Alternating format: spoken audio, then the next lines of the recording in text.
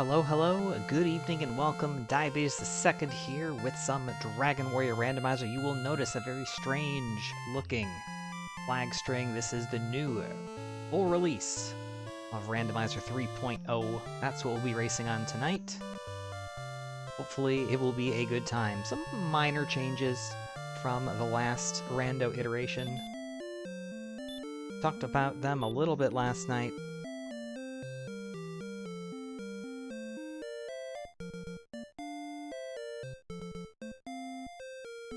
Really, the biggest things are just a change in the growth curve. We have a few things that now break the XP and gold limitation of 255.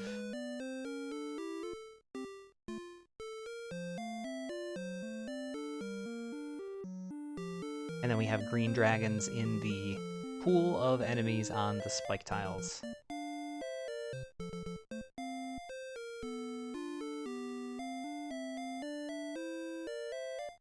Pretty much anything other than that is really just cosmetic.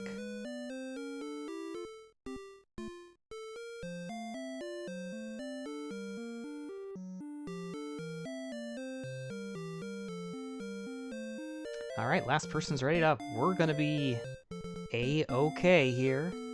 Enjoy the race, everybody. Starting in 3, 2, 1.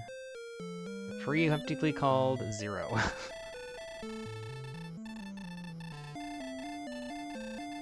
Alright, so we've got the female hero from Dragon Warrior 4 for our hero tonight.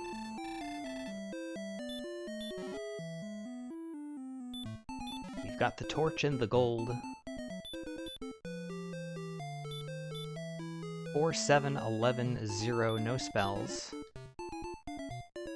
There's that weak growth curve. Only 11 HP to start.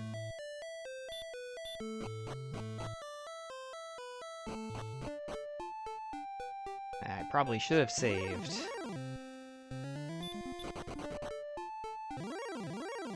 Hey Nim, thanks for the good luck. Yeah, we're gonna go back in and save. I think. Well, I guess I could just walk around and see what I see.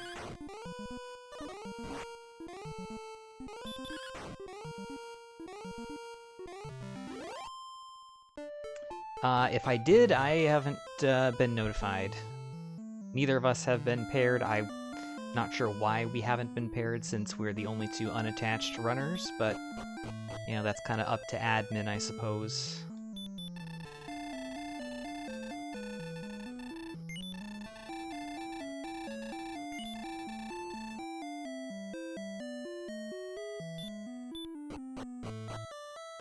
Talking about the Bucket Brigade co-op tournament that has started this week.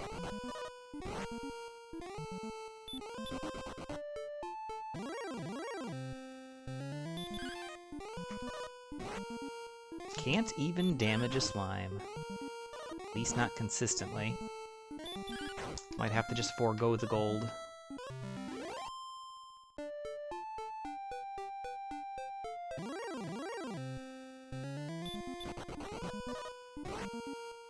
Really don't want to give up that single point of XP. Worst comes to worst, we find a town or something we can reset if we need to.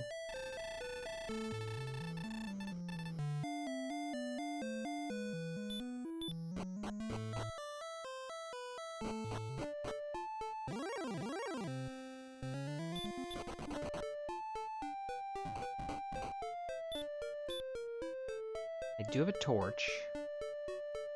Could throw that at something. Oh, there is a town. Of course there is. Of course it's Breck. So I feel slightly less bad. Although realistically it would have been a very quick reset. We wouldn't have lost anything more than literally 1 XP.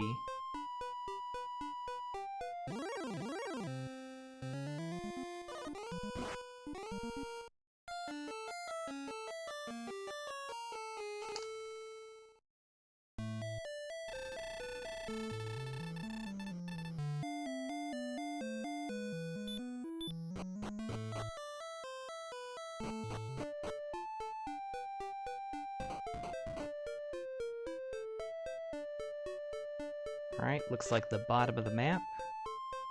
Anything else over here? It appears not.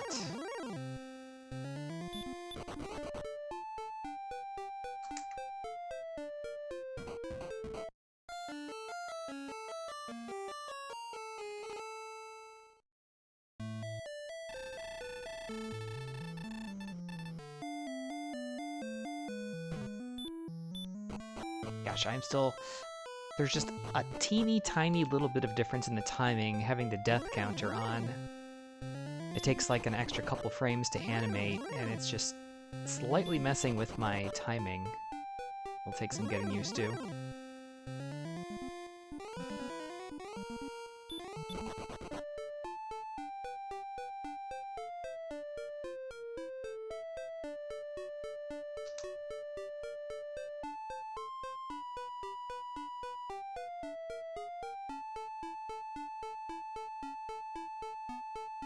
Okay, another town and a cave. Well, this one's definitely going to be a healing town. We're going to have shops at our disposal.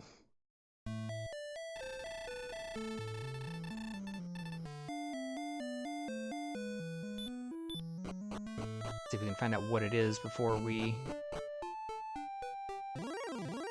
give up some of our very minuscule progress.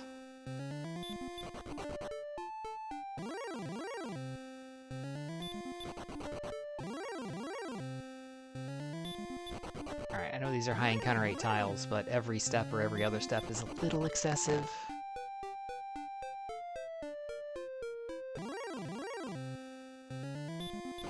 Of course, we went in every direction except where the town and cave were first, naturally, and it's Cantlin, so lots of options.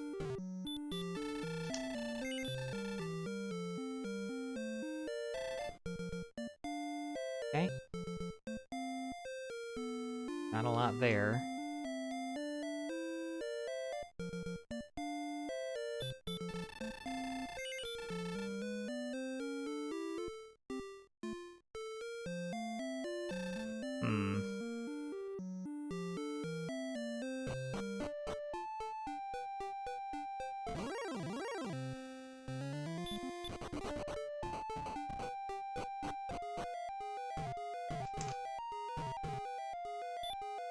This tablet cave.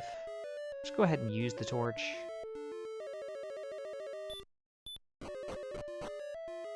We'll probably reset out of this.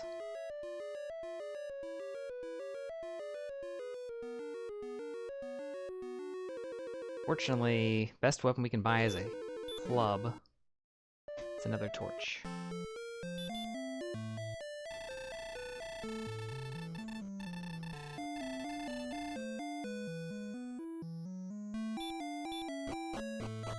Options that we have, we could pick up the club, we can go chainmail and spend the rest on fairy waters.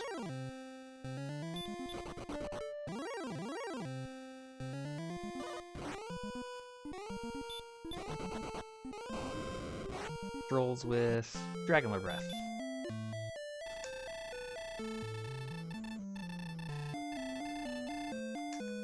Okay.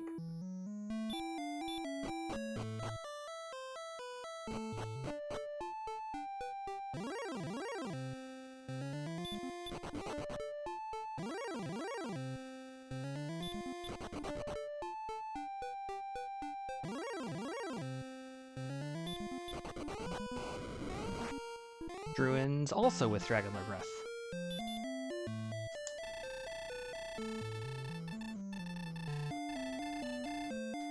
Well...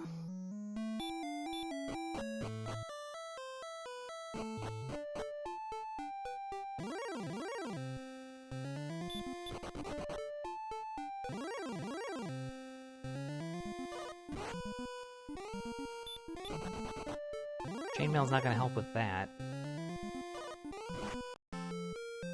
And this encounter rate's not helping either.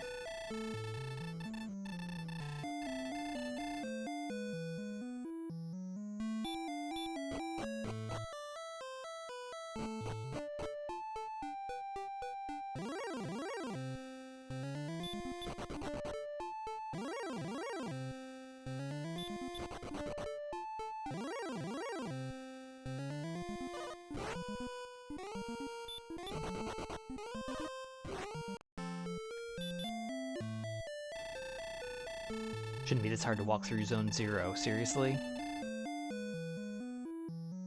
It's not like we're trying to run from rogue scorpions and red dragons, we're trying to run away from drakies and scorpions and magicians.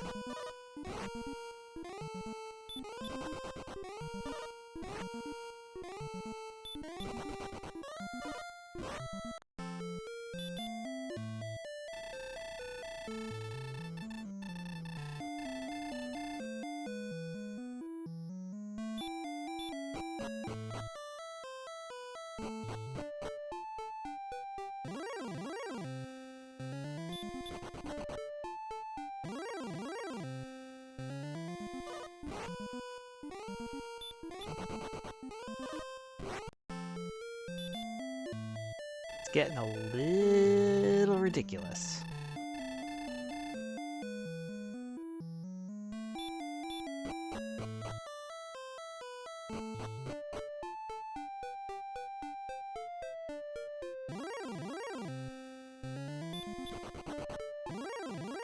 Again, I do realize my agility is only 7, but still.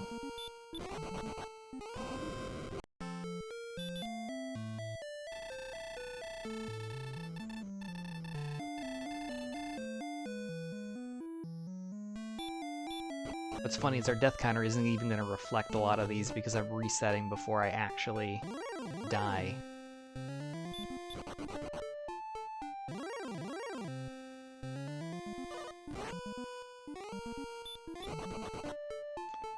Make sure we're not on the same RNG cycle. Well, doesn't really matter.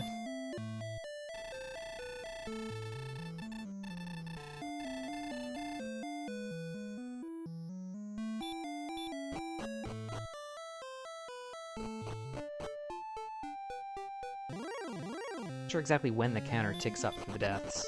I'm not sure if it's when you hit Thou Art Dead, when you spawn back at the castle. It'd be interesting to know what exactly the trigger is. It'd also be nice to not get 8 encounters before we even get to the edge of the desert.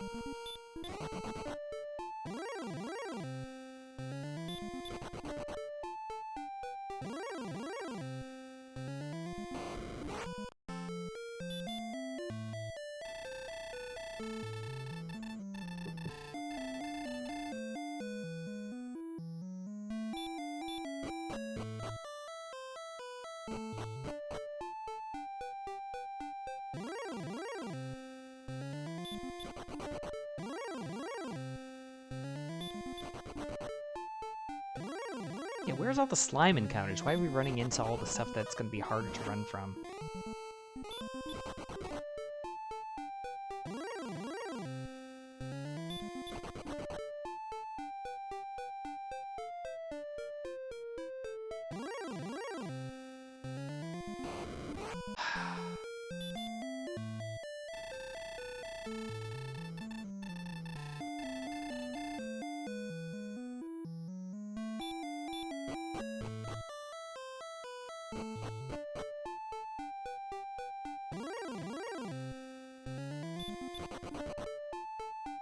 Wait for an RNG cycle to pass. Hopefully it's a better one.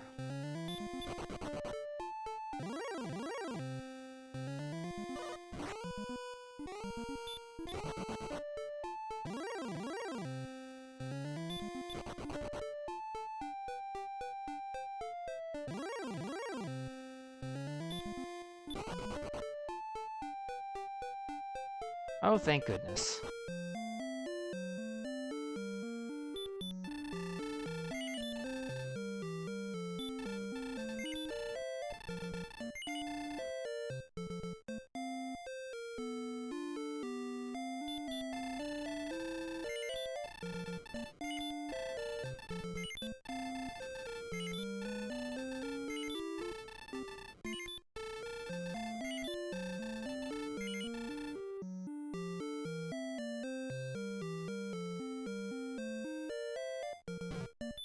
Oh wait, I can't buy one because I don't have an inventory slot. So sad. I was gonna buy a dragon scale with my extra 10. Or sorry, 20. gold, but it's okay. If we'd bought it first and sold it, we could have. Let's tablicate with the torch.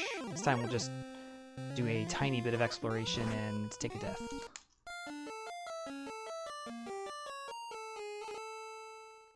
And that was indeed a tiny bit of exploration.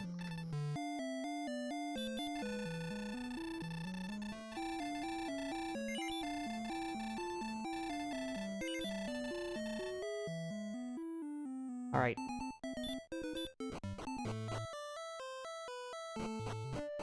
Saved there because I want to make sure to make the most of my fairy waters. That's a quote-unquote feature of the new randomizer. It resorts your inventory on its own, unlike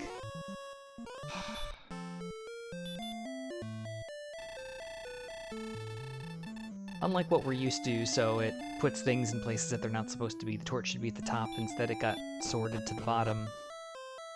A little frustrating.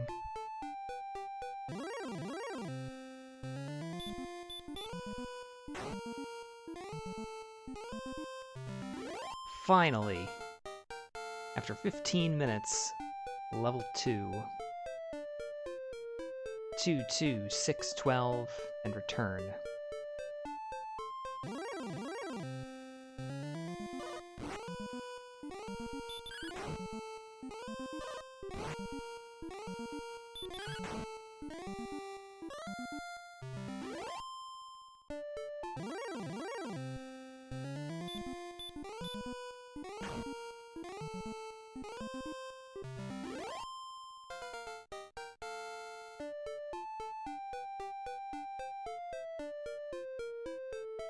Two, 3, 1, 8, and heal more at level 3. Very nice.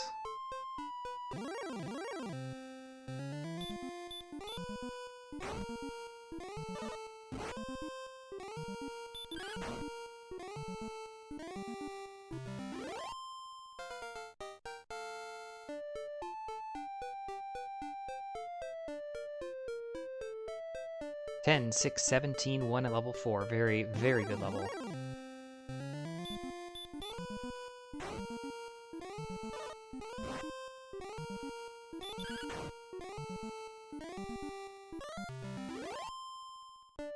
Fairy water still by far our best offensive option, so we'll continue to use those. We have over 100 gold. I could go into the castle and get MP to heal. Might not be the worst idea, just in case we do have to rely on fairy water for an extended period for our offensive capabilities.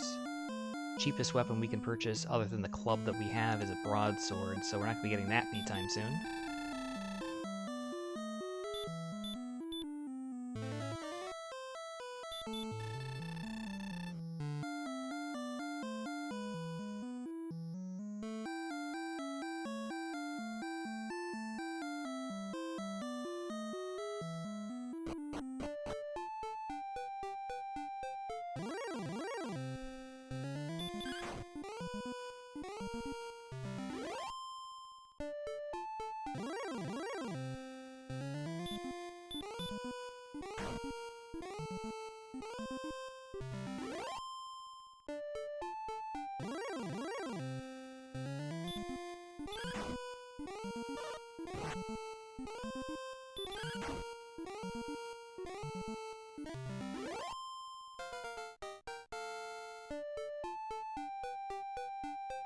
Alright, that's good enough for level 5. 5, 2, 3, 9.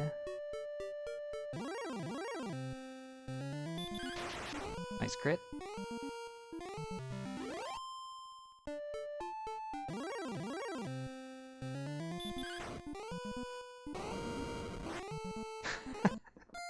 We didn't see the Magidrakey with Dragonlord Breath before, but we do now. Apparently there was a reason why we were throwing fairy water at them and not attacking.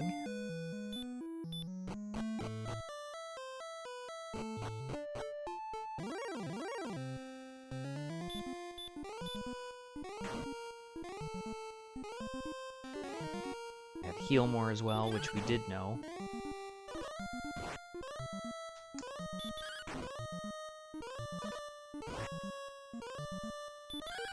Fortunately, we do get this kill.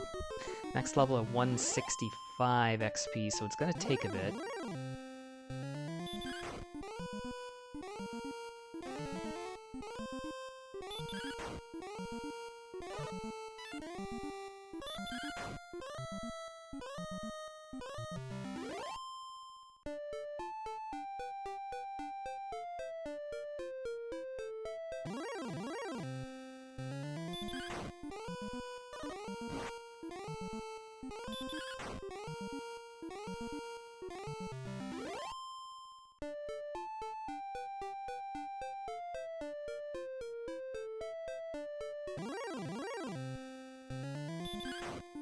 You know, there's at least 2 bad enemies in Zone 1, so probably not heading there. I think we did see a Metal Scorpion, which I believe is in Zone 2 to the south.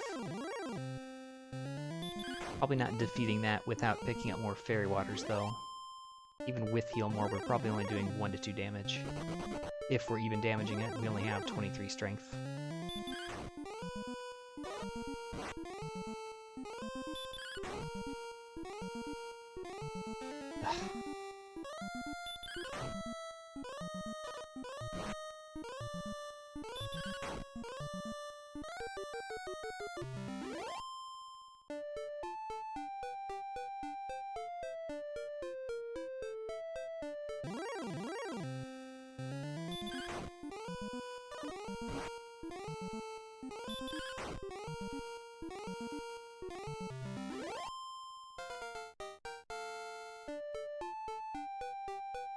Alrighty, level 6, 5074, Sleep and Stop spell. That really doesn't change anything.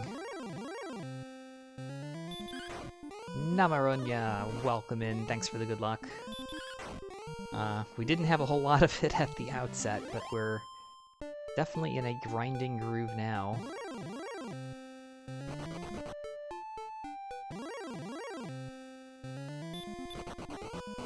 Well, let's see what's in the zone to the south. Apparently, it's also the Dragonlord breath-wielding Drolls.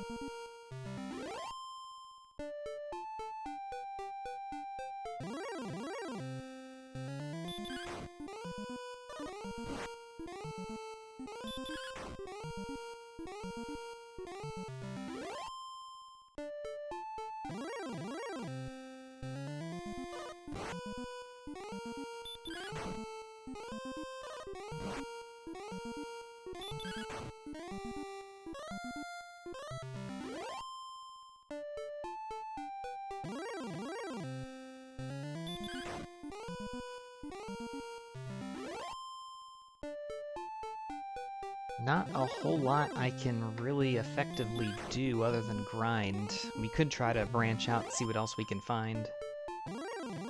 We immediately saw Sharlock enemies to the west of Cantlin. We haven't really traversed far to the north. We do know it splits east and west, but that's about it. Oxness to the southeast, we're clearly not ready for that.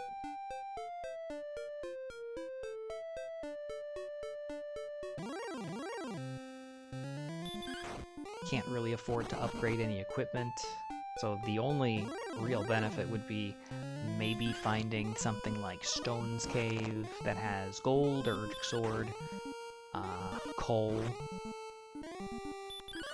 that has, again, the Sword of the Armor. Maybe Remolder for keys.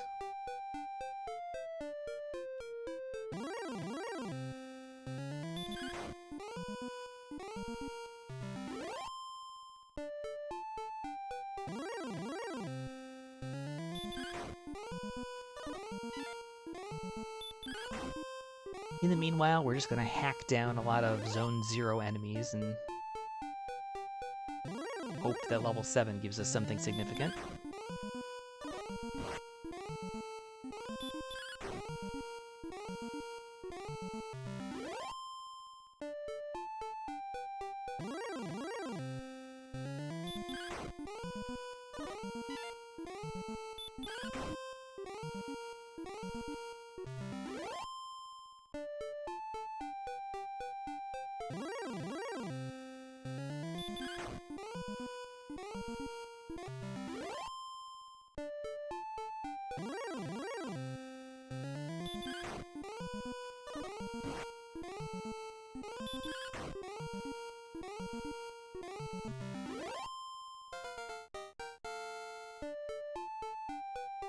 Alright, level 7. 4, 2, 10, 5, outside. Not really.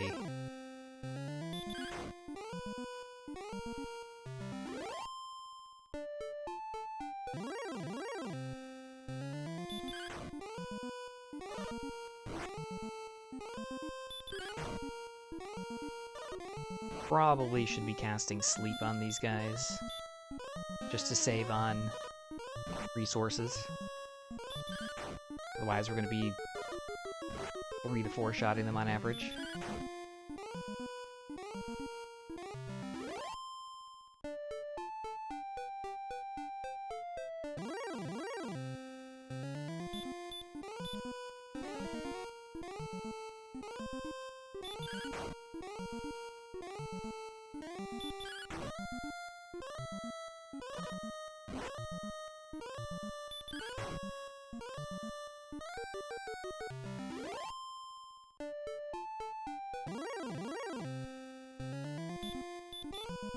At least it'll make the grind go a bit faster.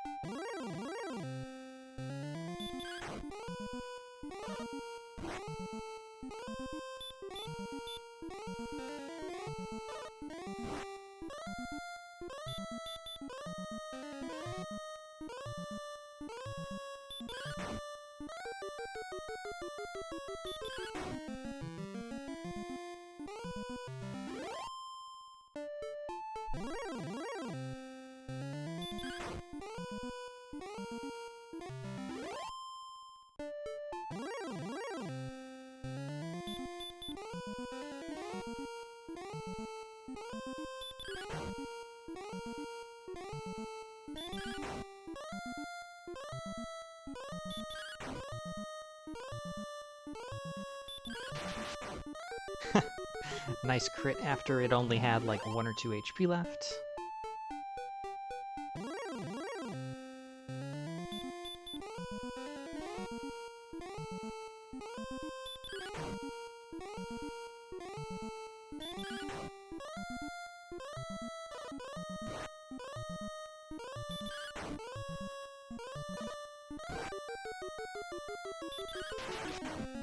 Same thing. Crit after getting 3 swings in. Game's got a sense of humor.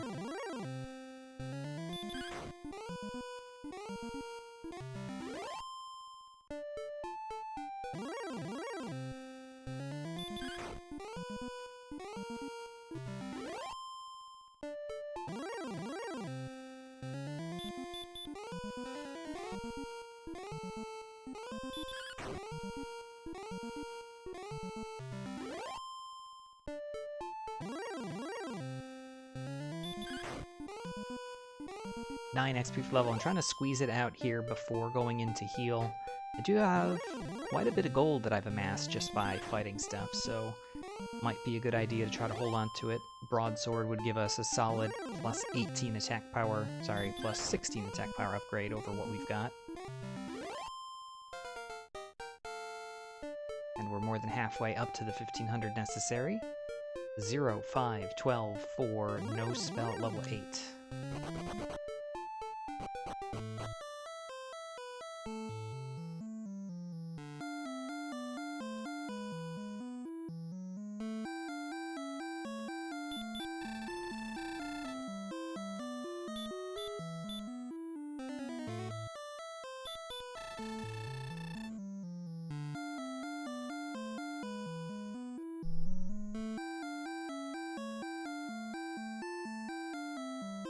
Pretty decent HP boost. We're still not over the 72 threshold, after which we're safe at least from one Dragonlord breath.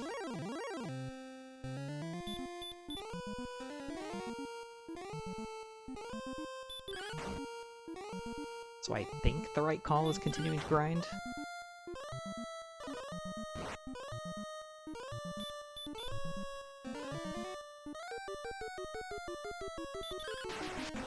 Nice crit.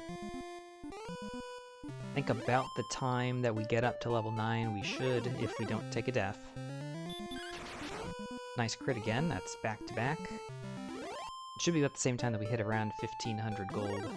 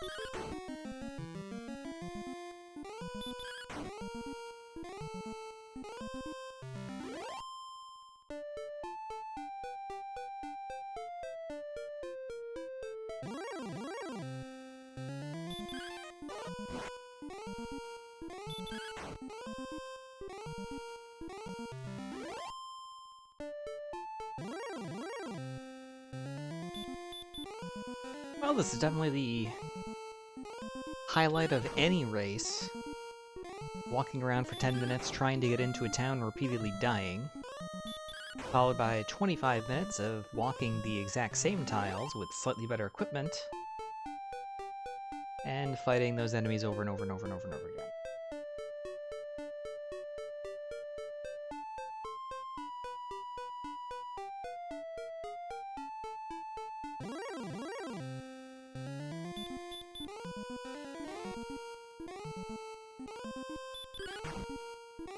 Need exactly 100 XP for the level. We need 273 gold for broadsword.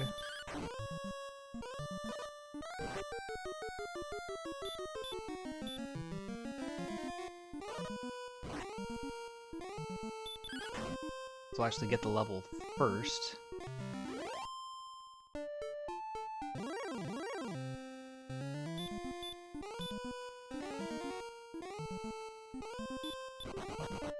I've actually been very fortunate to not run into any drolls. For the most part in this zone, it's been almost exclusively metal slimes, the occasional scorpion or magician. I don't think we've seen a fifth enemy, so I'm guessing it's 2 metal scorpions. Just being safe by casting sleep here. Drolls have no sleep resistance.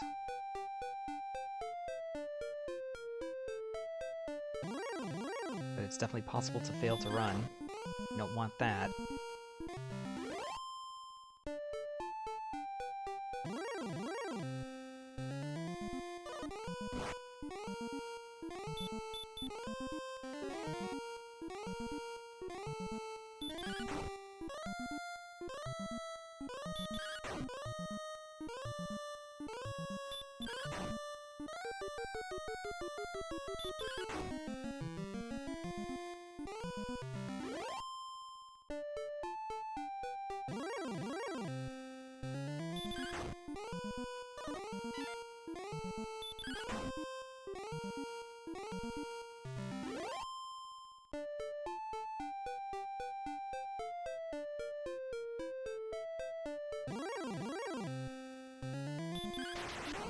Nice crit for level 9.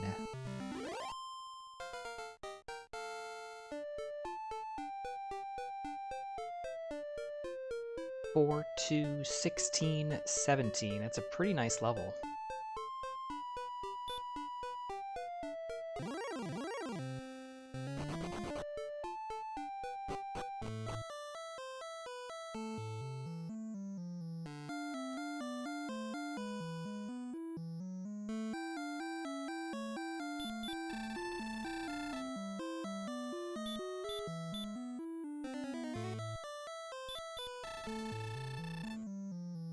One critical thing that does do is it puts us over that 72 HP threshold, so even if we get back attack Dragonlord Breath, at least we have a chance to get away. And Drolls, Druins, Magidrakes that all have it, all have no sleep resistance, so we would be able to get away as long as we keep ourselves over 72.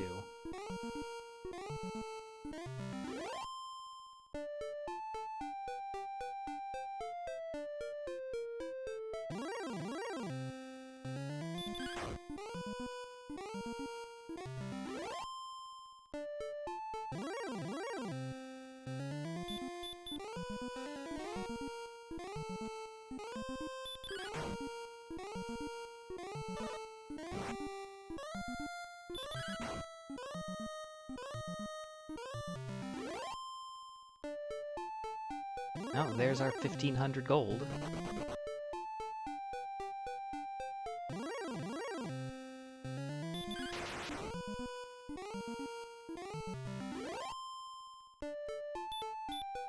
Just for safety, let's stay over 72.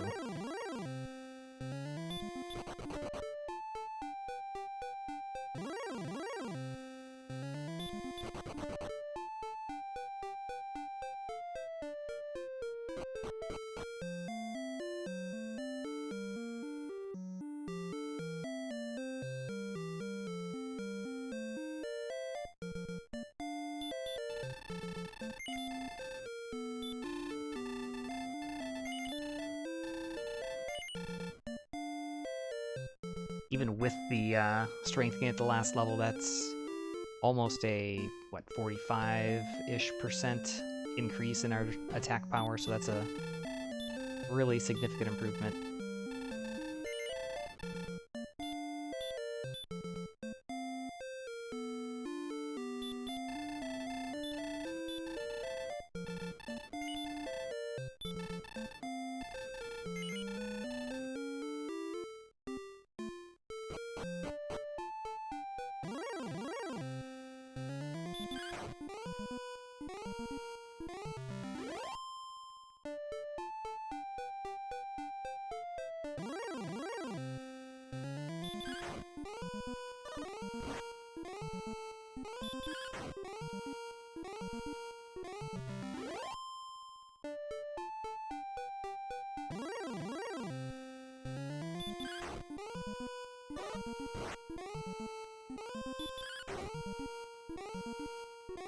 all of a sudden, we're fighting mid-game enemies with success. Gotta love it.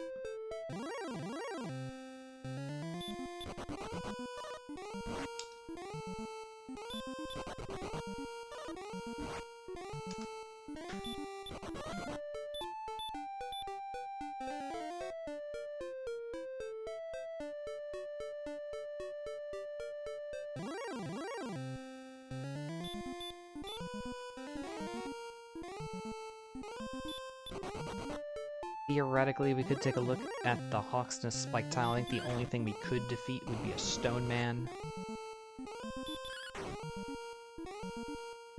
There is a remote possibility of defeating something else if it is a heavy spellcaster.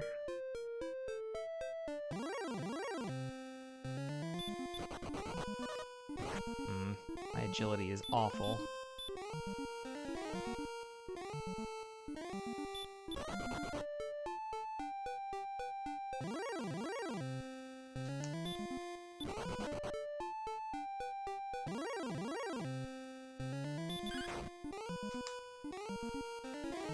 Trolls. Like their Magidraki brethren. Dragon more breath and heal more.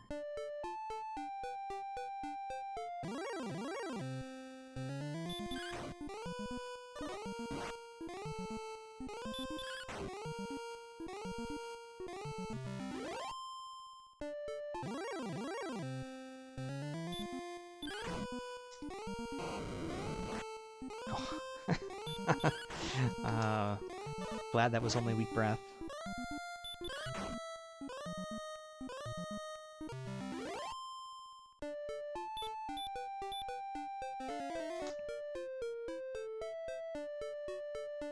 And what looks to be the western edge of the map, so nothing down here in the southwest corner.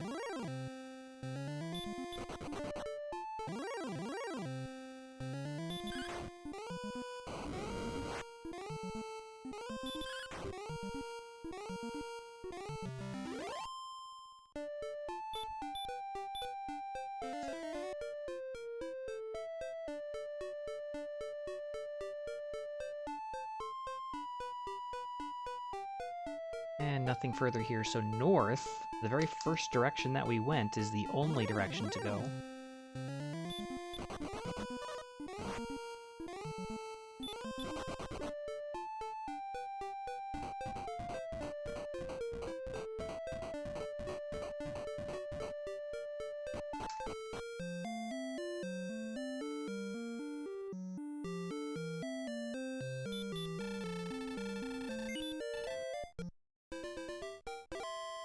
Main reason for coming in here versus just taking a death refill is really just the ability to pick up a full complement of herbs.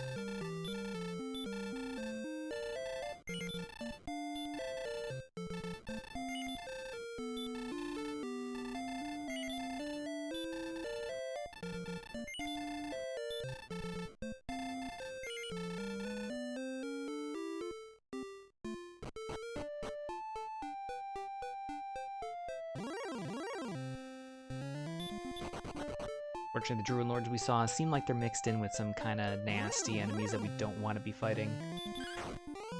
They are one of the optimum choices right now, but they're not in the right zone, they are not the right enemy.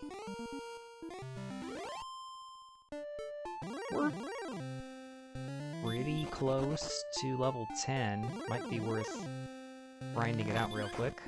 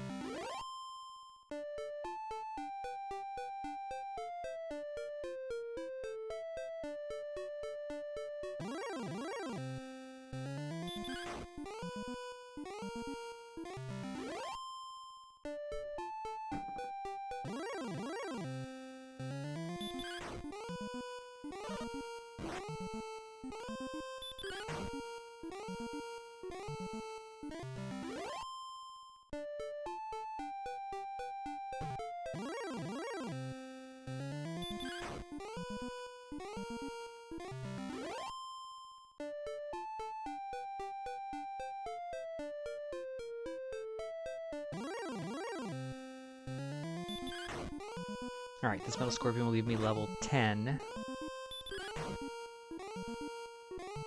Don't have enough cash to make any purchases, so no big losses there if we were to take a death. Things I would be interested in picking up really just the 1-3-14-4 no spell. Probably the large shield.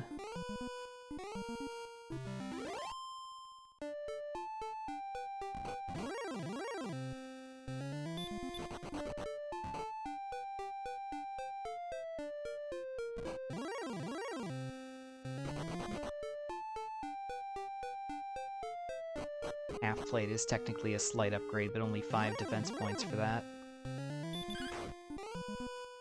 Versus our current chainmail, actually 6 defense points at 16.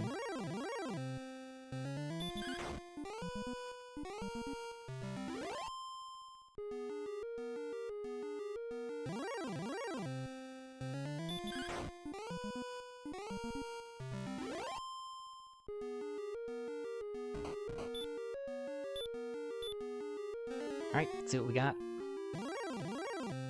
It is a golem. I don't think there's any way we come away with this fight in a win.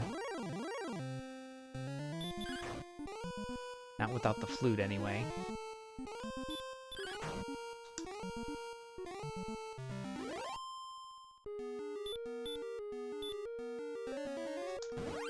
Guess it's possible we could try to fight it, see if it has abilities. But we probably need 15 rounds of combat to take it out, so that's probably not gonna happen.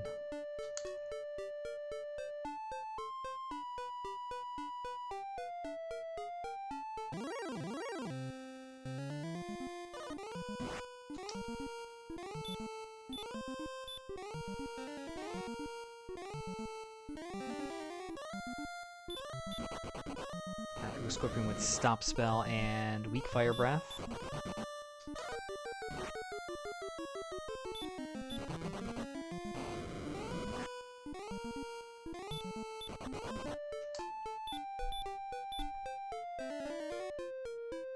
Reasonable to fight them if we can get a Stop Spell off.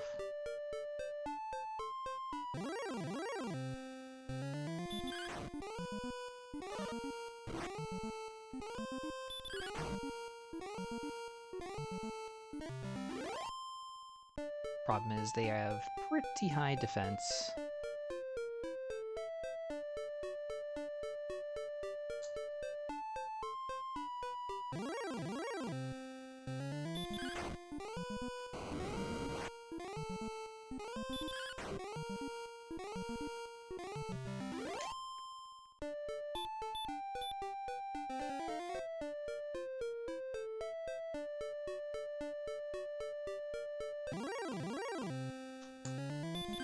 Guessing that goes through to what we saw to the south, but not positive.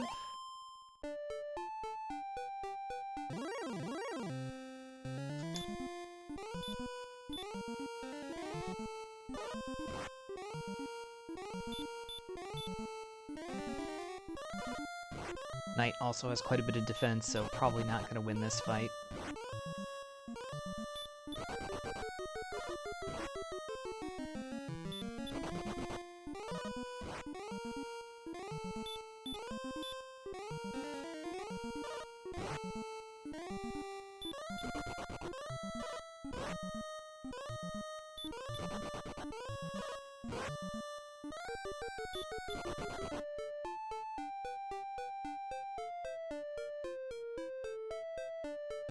Oh, now that we've burned all our resources out, we've got a cave.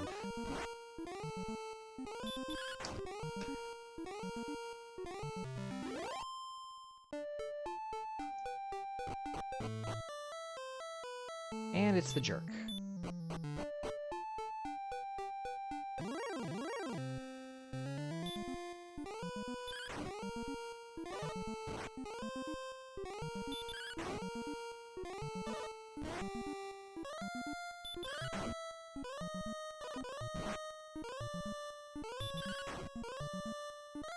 And for like the first time ever, I'm actually gonna fight the gold man because of the buffed amount of HP they give. Or, gold, rather.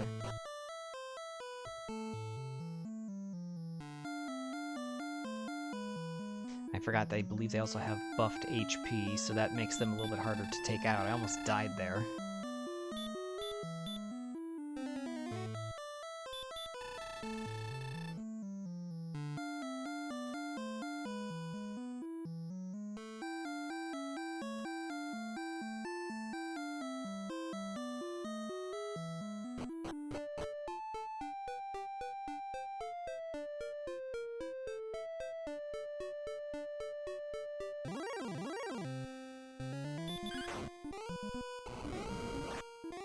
I'm so sick of Dragon Lord Breath.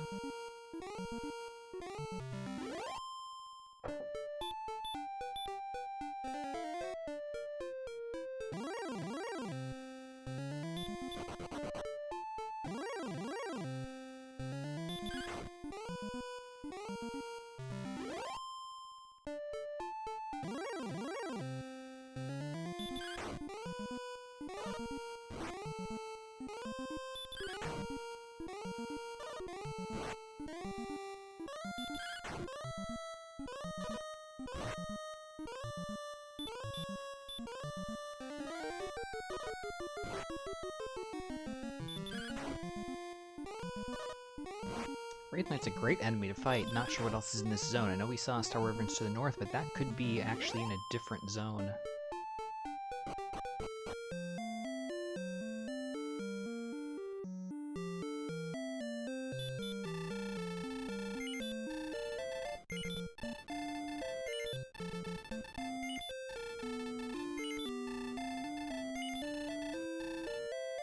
Okay. You don't have Repel, so Fairy Water's the next best thing. We have the inventory space, might as well use it.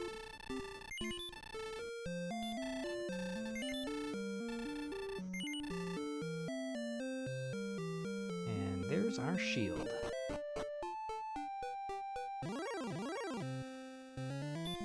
Oh great, there's Druins here too. My favorite.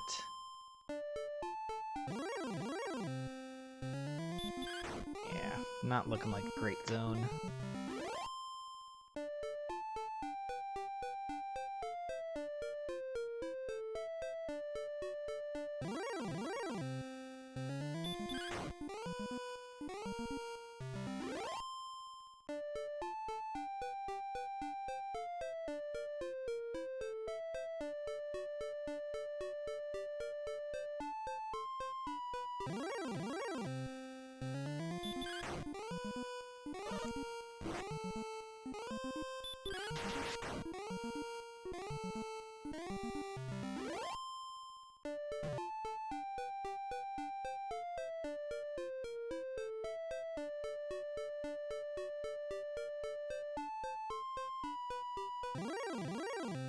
Really? There's a cave right here? The dodge. So we went to the west and around. We said this is likely gonna just connect, but we didn't anticipate there being something else in here. Apparently there is.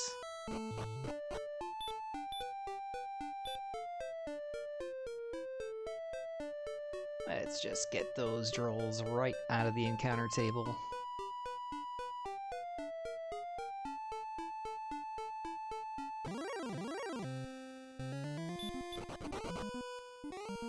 Blue Dragon's not a good substitute. They have hurt, though.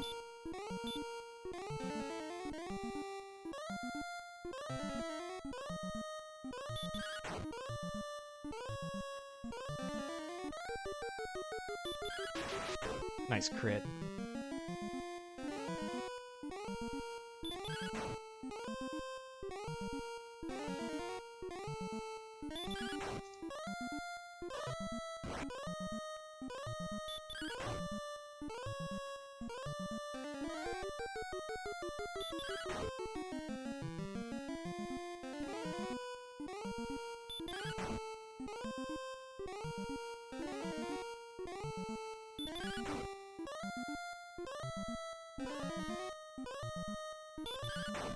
What a ridiculously slow fight.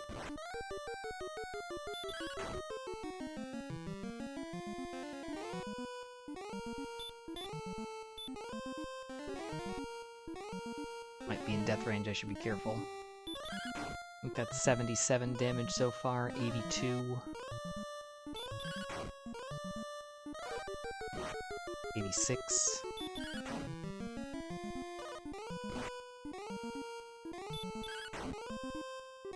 $92 and 97, so almost max HP. They can have up to 98. And it's the Staff Cave, which not helpful at the moment. There is another town.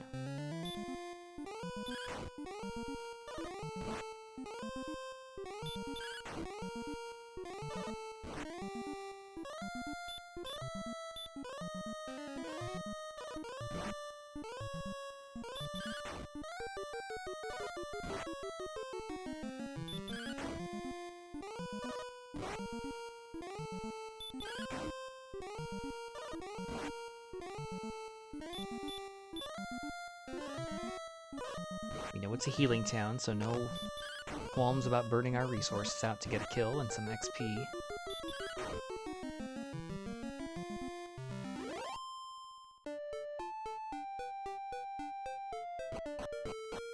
Town is Brack. Not exactly what we wanted to see, but we'll check the shop nonetheless. Magic armor, silver shield if a gold grind's available.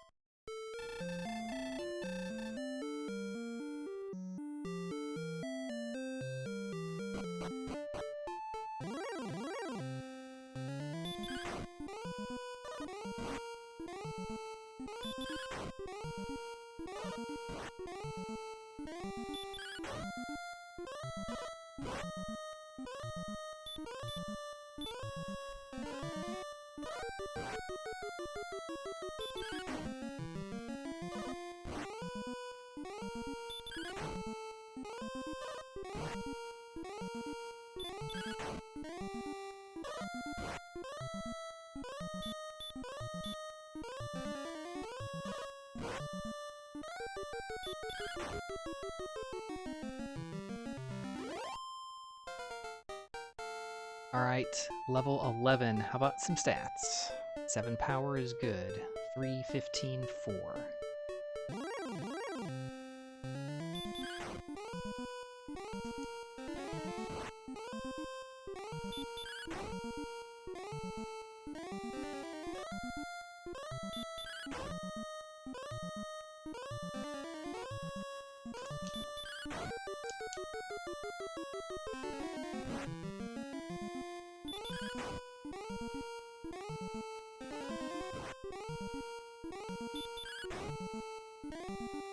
Very vanilla looking Spectre. Heal and hurt. Bunch of different ways to go here. Let's not fight this guy.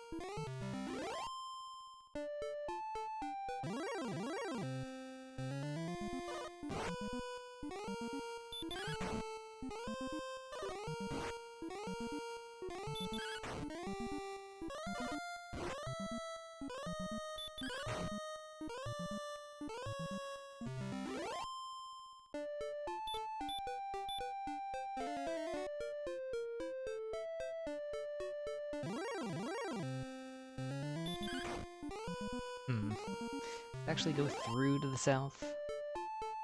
Doesn't.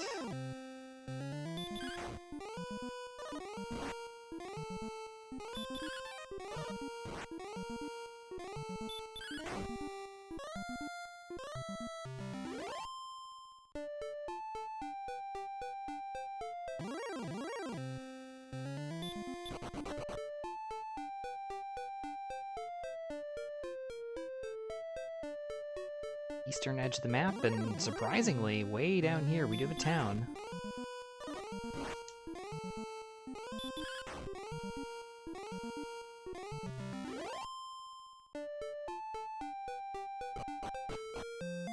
Garenham. Unfortunately, we can't really do much here other than heal. No keys yet. An hour plus into the seed.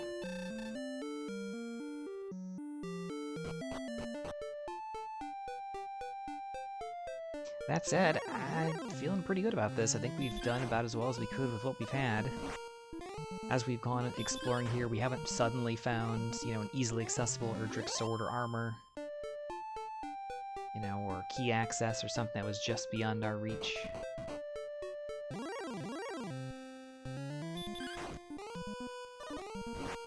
I'd love to find those things, but I'm glad that because I didn't find it early, that likely means that nobody else did either. And in races, it's not always about what you do, it's what you do relative to your opponents.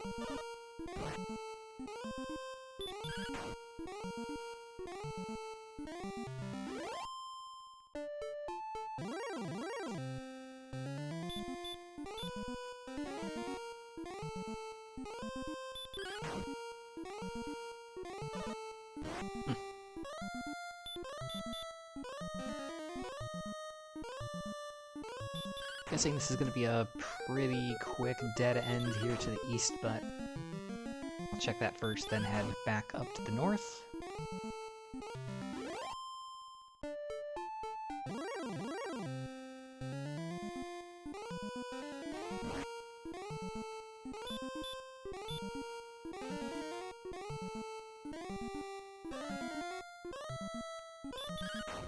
Not sure if it's really time effective to fight these.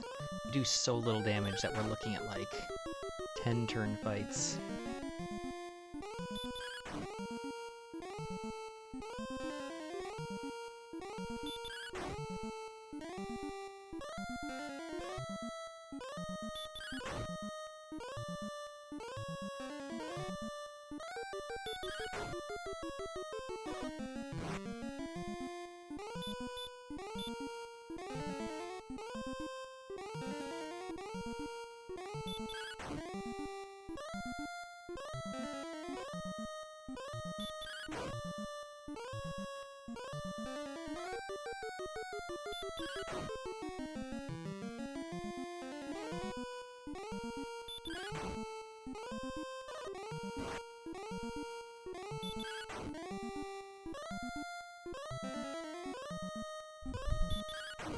Haven't been counting this time. At least it's a little bit faster than the last time. We have a few more strength.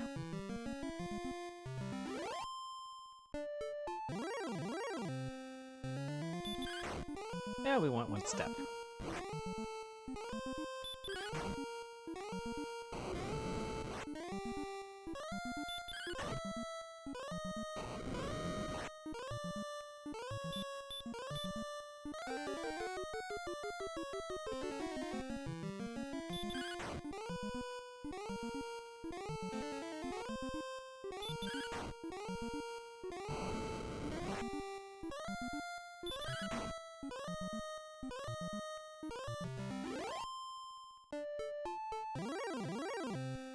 And a quick dead end it was.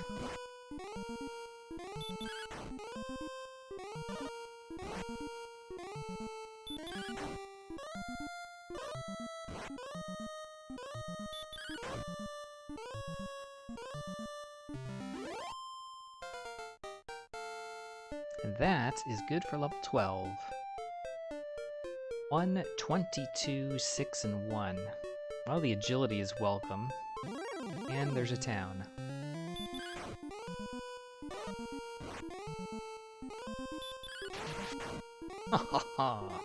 Nice crit. You're gonna see that, unfortunately, metal slimes are still capped at 255. That makes me a little sad as we find Remolder, our key town. Let's go.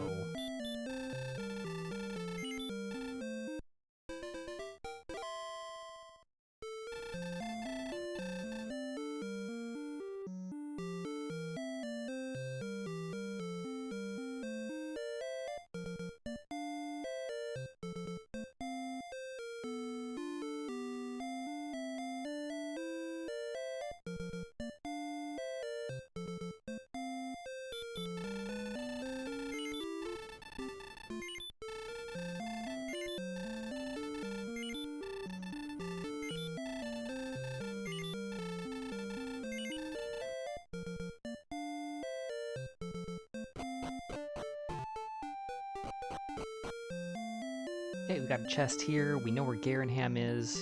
Cantlin, we can check for coordinates. We got Tanthagil in the basement.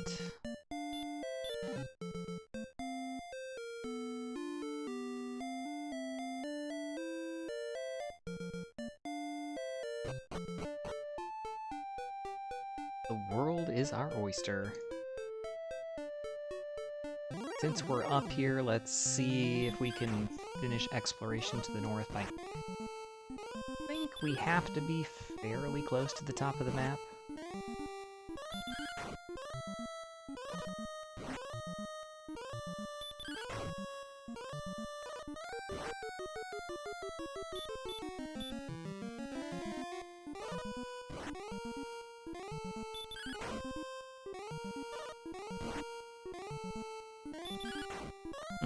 Something else I probably shouldn't be fighting when I'm only doing like 5 to 10 damage or something. And still taking a boatload. It just feels like I'm level 12. I have a broadsword. I should be able to fight this. And then you realize you only have 40 strength.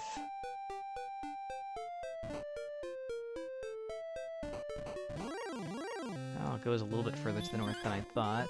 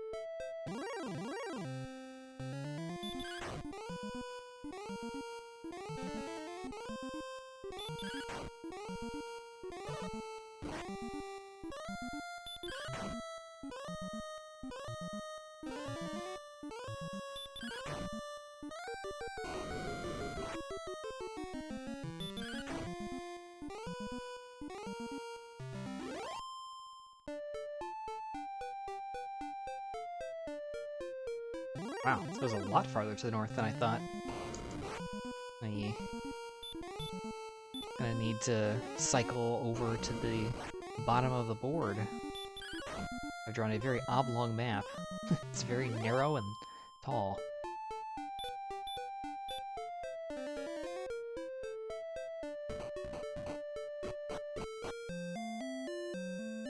Coal. In fact, that's the only town it could be because we found everything else. And Coal has the silver harp, so that's our first quest item.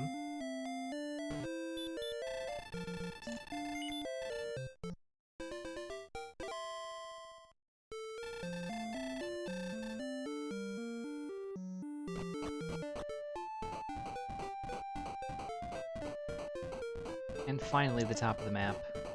So we haven't seen Sharlock yet. Anything else up here? Doesn't look like it.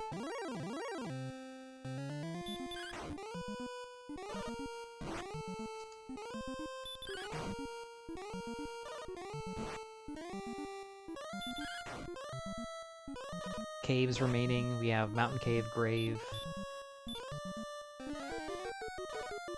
Stones Cave, Swamp Cave. So we can't just limit ourselves to the two behind Tanthagil and Garenham because there are 4 caves, well, 5 technically, still out there.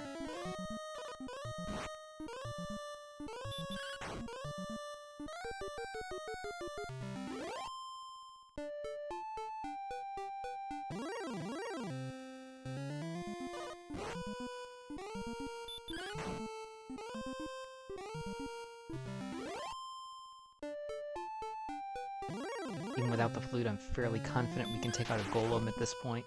Nice crit.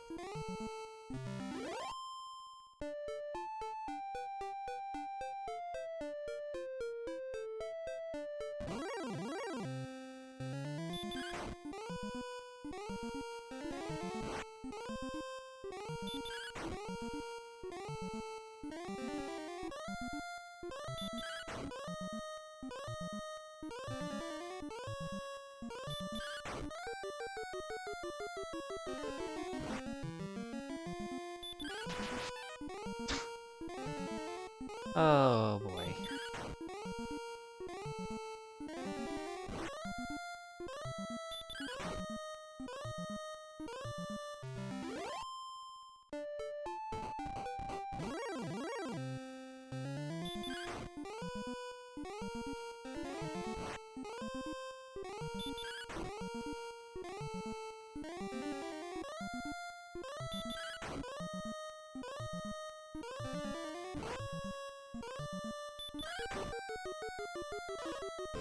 Gosh, our damage roll luck has been awful. I know our range sucks, but still, probably doing like 12 to 24. We consistently are rolling like 12, 13, 15.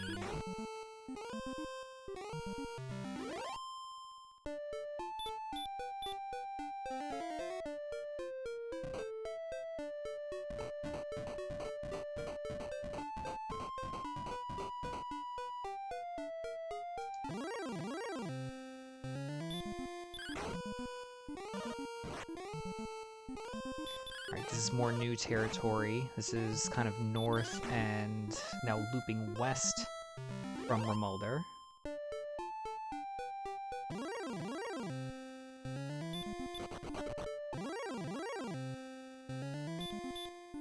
I should just be stop soloing these guys. And missing.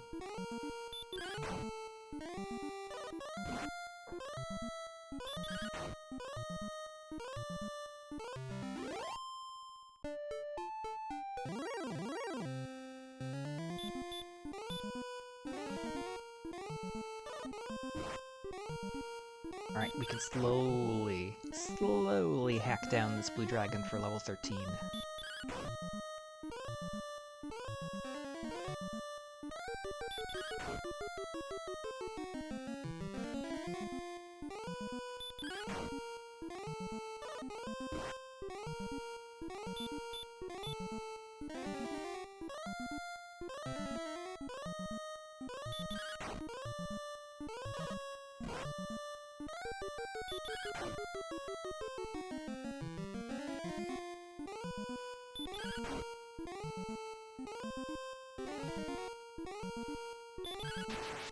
Nice crit.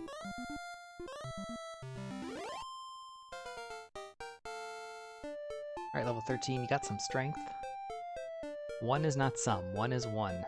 0, 6, 4, and hurt. Not helpful.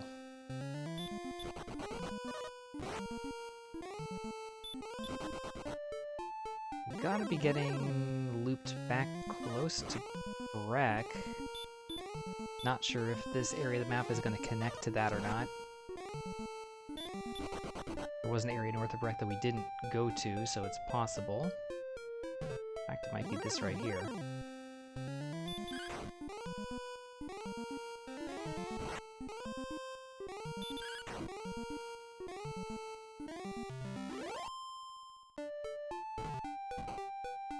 I think it is.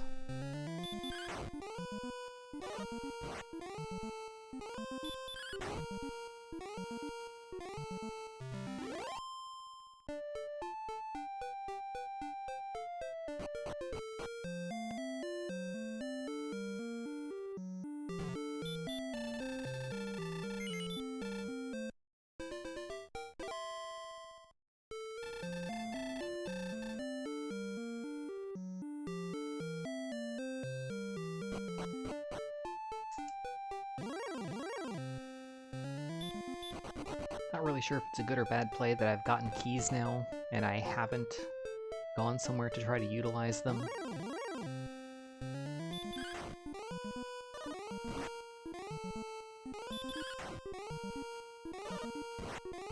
Figured I was far away from home, let's try to manage the exploration as much as possible, but, you know, looping all the way back to Breck, that's like halfway back home, so perhaps it would be a good idea to just go home, clear the treasury, clear the basement, check coordinates, clear Hawksness, and do all that.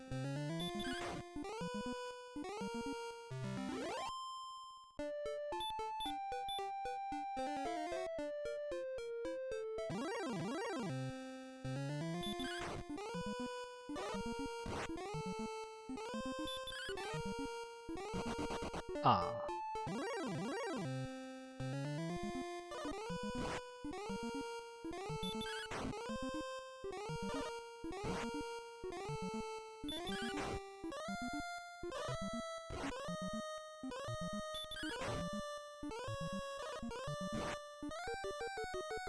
I think I'm just gonna let the Armored Knight take me out.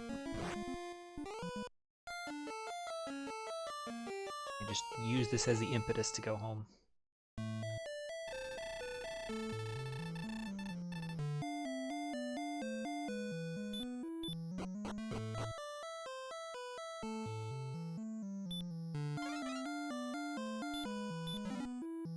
Alright, gold grind available. Wings.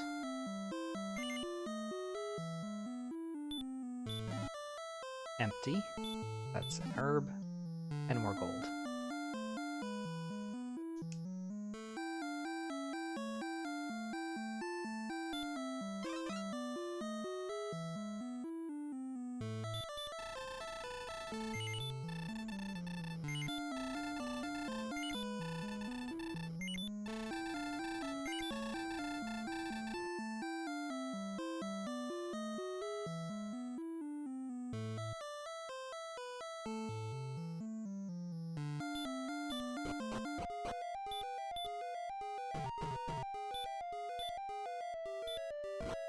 Alright, mountain cave.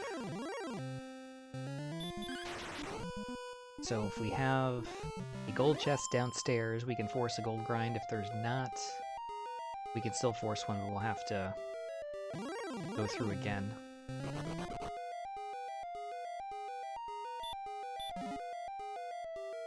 Well, there's the flute. That's gonna help out with the golem fight that we're about to try.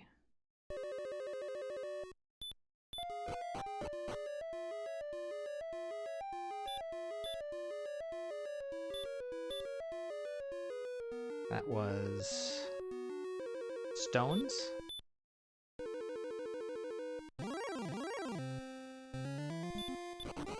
Ugh.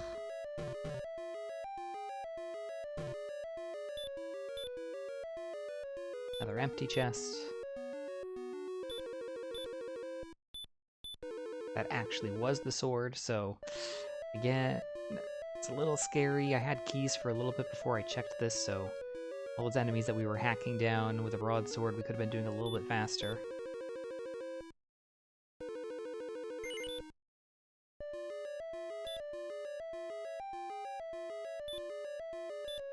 We dropped the dragon scale to pick up the dragon scale, so no more gold chests down there, so no gold grind.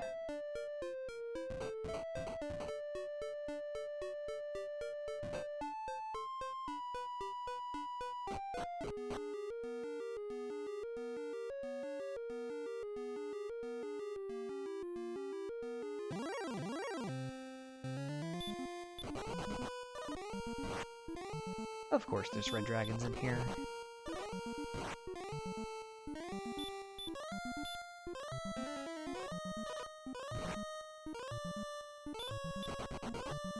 Still doing 46 damage at level 13.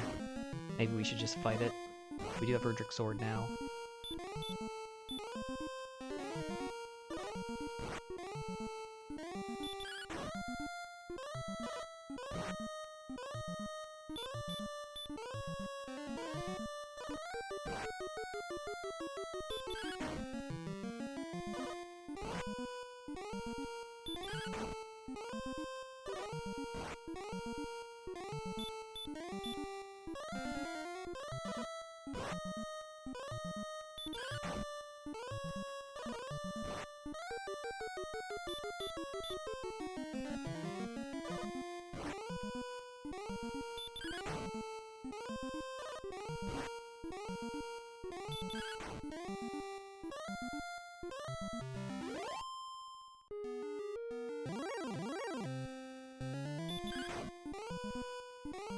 There's another one of our limit broken enemies.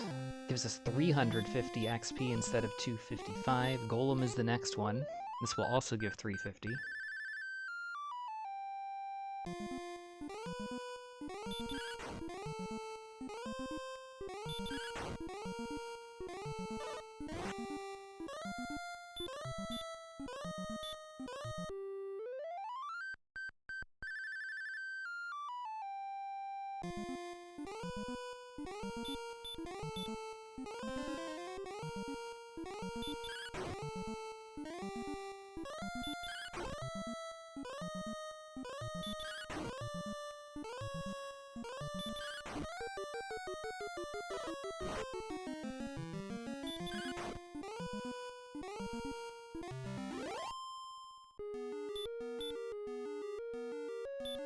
Really? It's empty.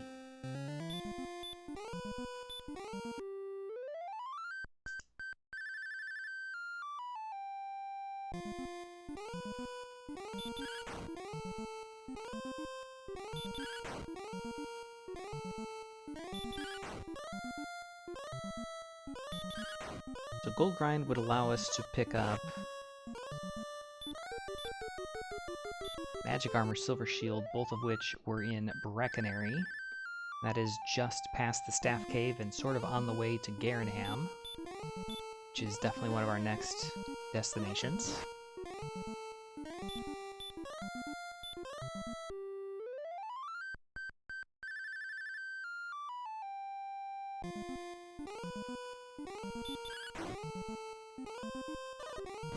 Gosh.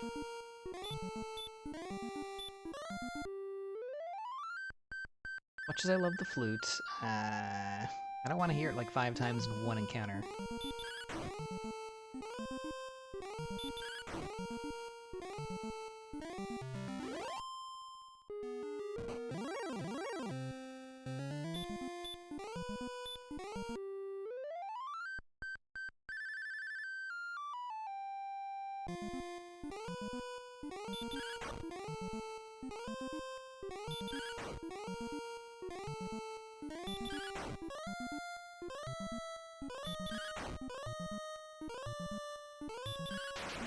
Nice crit.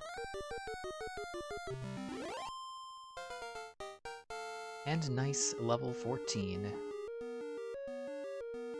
4, 14, 1, 2. Heal and hurt more.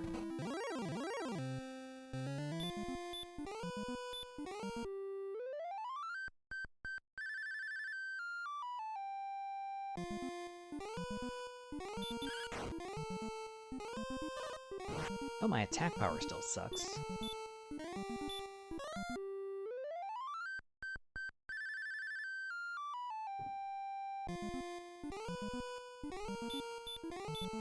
That's hurt more, not heal more. Oh well.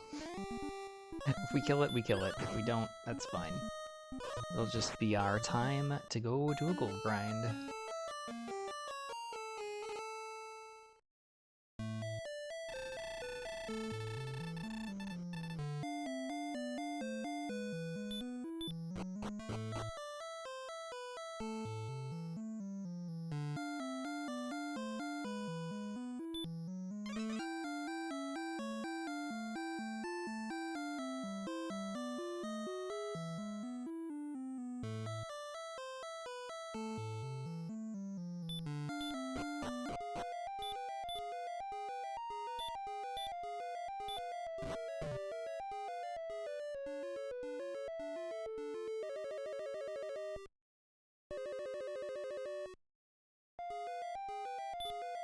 Not sure what the fastest way to get to chests is. I suspect it might be doing this.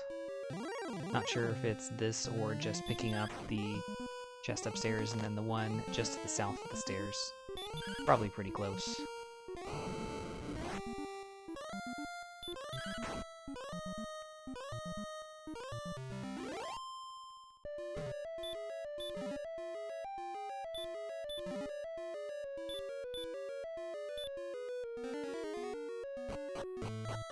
Technically, I could also go for a depth warp onto there, but I think looking for an encounter is going to take longer than just taking the walk.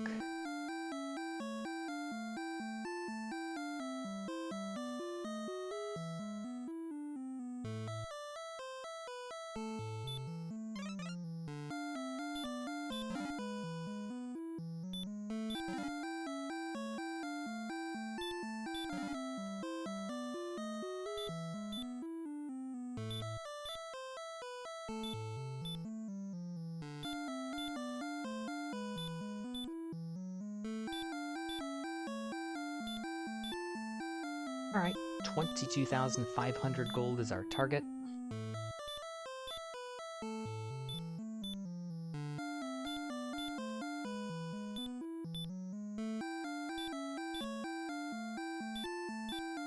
We'll take a detour over to Cantlin, check for coordinates, and on the way to Breck, we'll stop at the staff turn-in.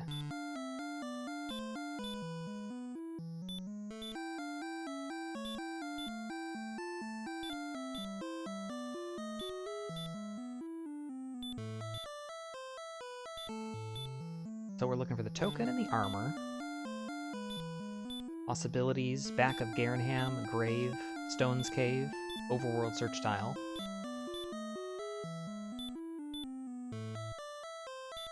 Of course, the armor could also be in Sharlock.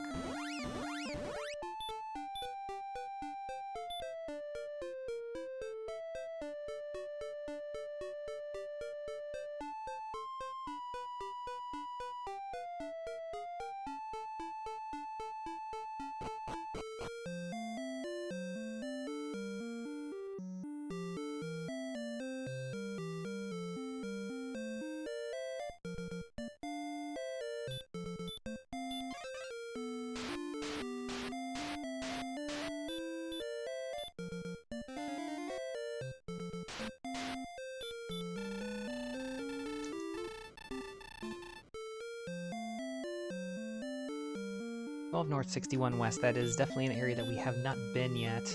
I'm guessing it's going to be Second Continent.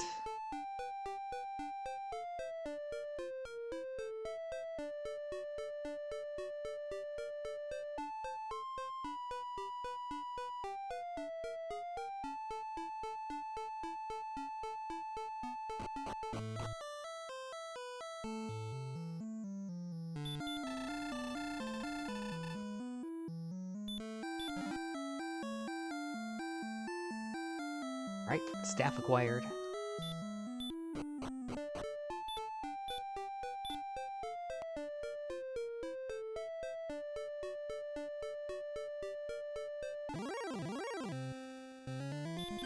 Oh, I have hurt more now.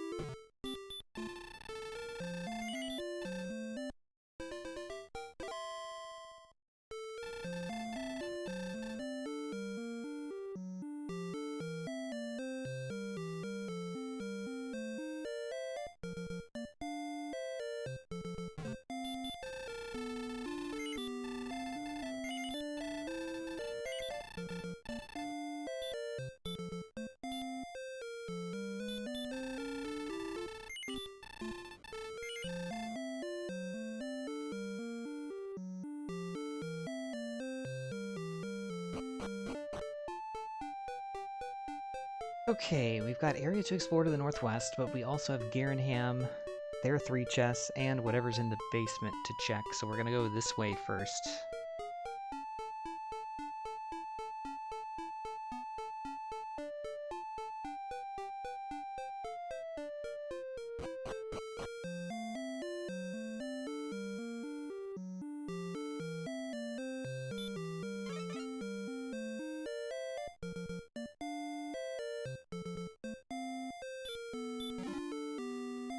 There's the token. Nice. That's our last quest item. We can go to the jerk, get a rainbow drop. There's the fighter's ring.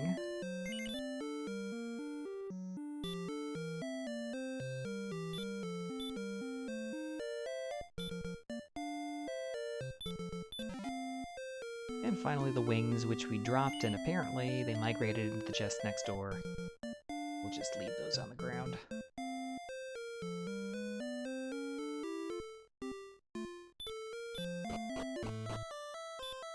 The overworld coordinates are going to be the death necklace or the armor.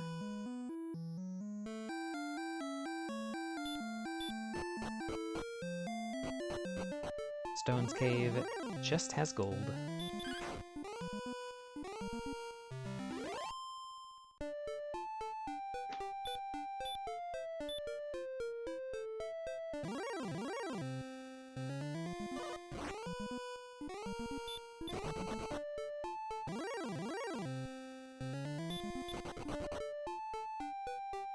Suppose I could be fighting those. Might not be the worst idea. They're worth a lot, even though we do have to play the flute for them.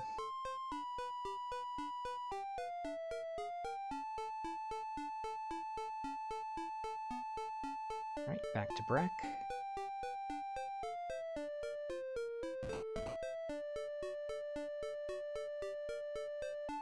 Does loop around, and I think the jerk cave was somewhere over here.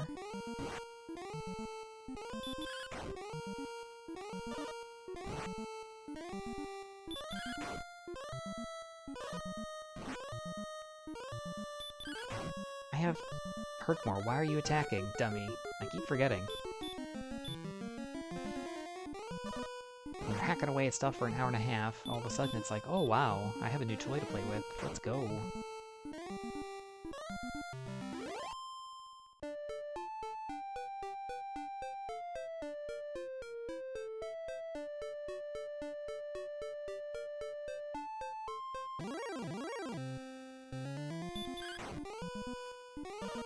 Maybe Jerk Cave is further to the north.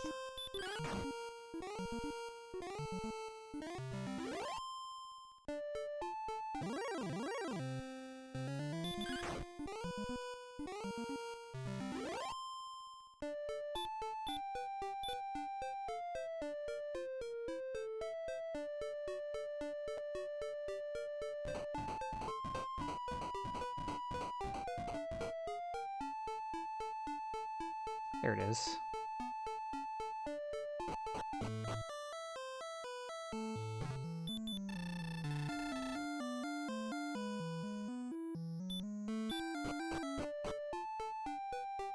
So we can go west, we can also go north. Both of which are unexplored.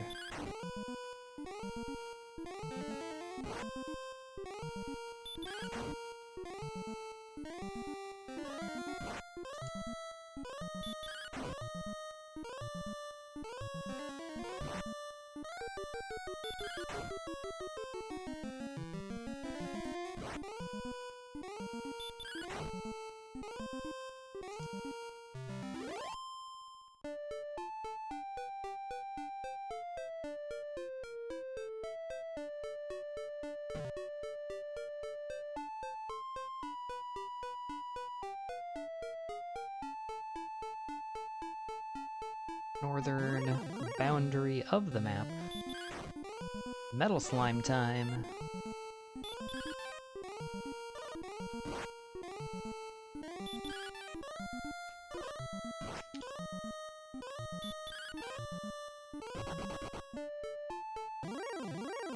Oh, metal slime encounter time anyway, not metal slime kill time.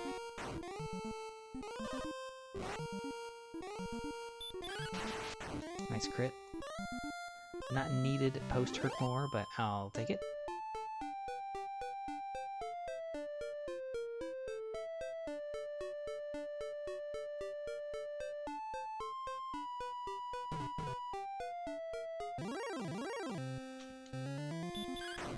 Alright, so swamp cave, grave, search coordinates all gonna be past the jerk to the west, nowhere else to go.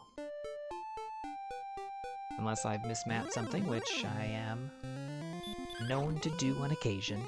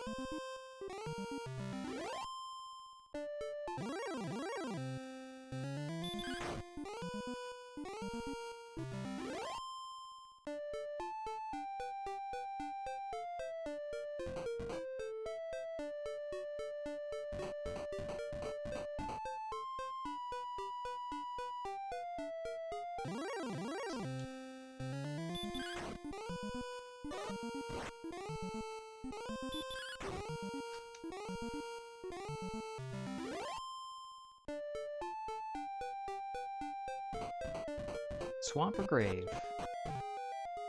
Swamp north. Oops. Let's keep looking around since we're here. Coordinates are probably going to be south of where I am, although I won't know them, so it's a bit of a tricky situation.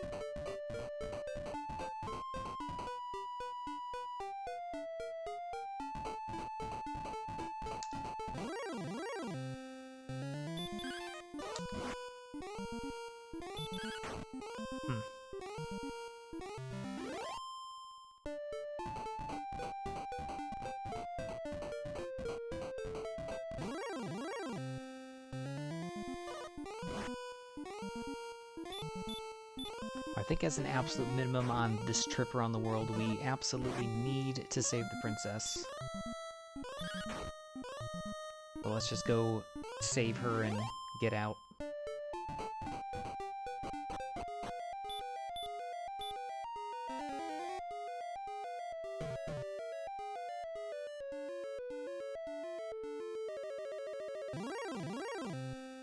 Next night.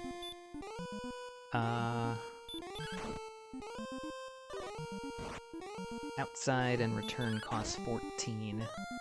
So I do not have the 5 to spare for Herdmore.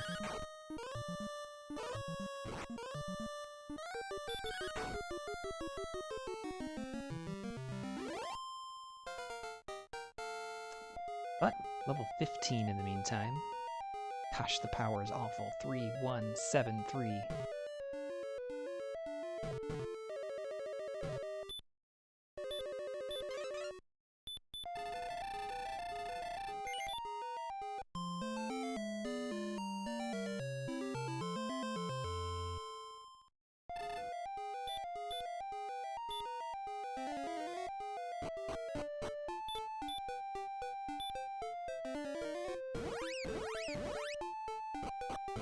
Alright, 2 things I need to do here.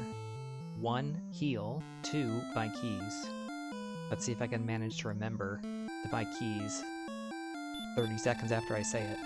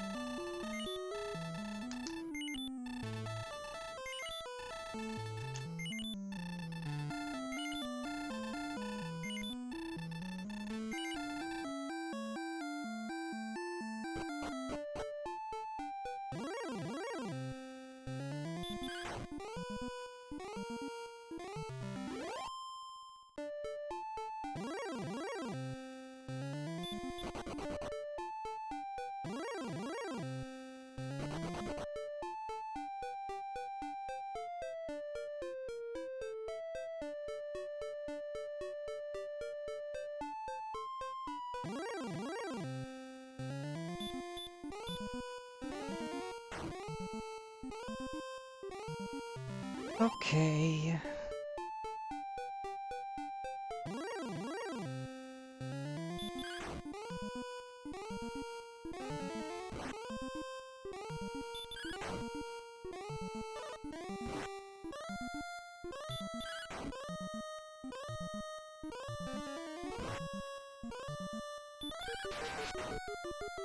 Venture to say we have less than 10% of the map left to explore.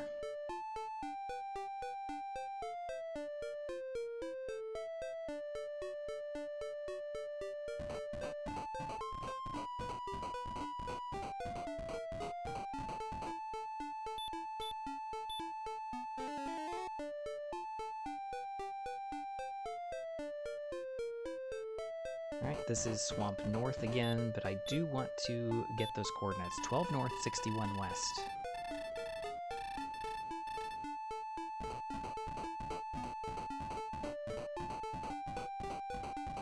It's not really going to be down. Could it really? Oh man. Well, it could be second continent, I guess. Either that or it's, back toward the beginning. Didn't think it went that that far north, but maybe it does.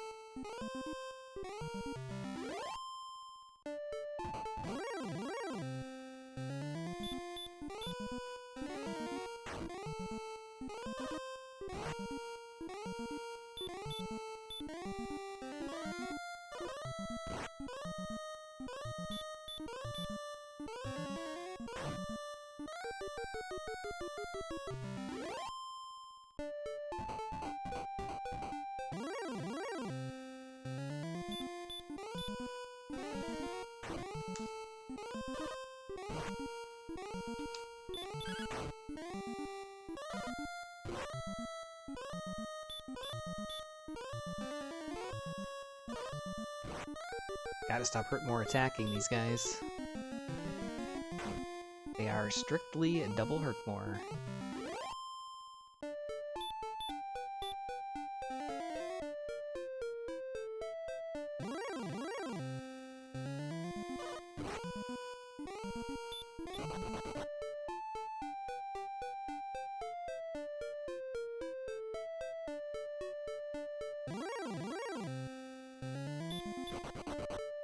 Alright, western edge of the map. Can we get far enough south to where coordinates may be?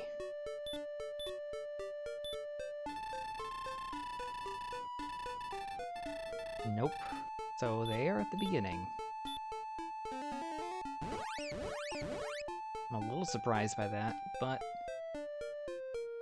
you know, mapping always has a little bit of fudge factor to it, so I guess it shouldn't be that surprising. It was close.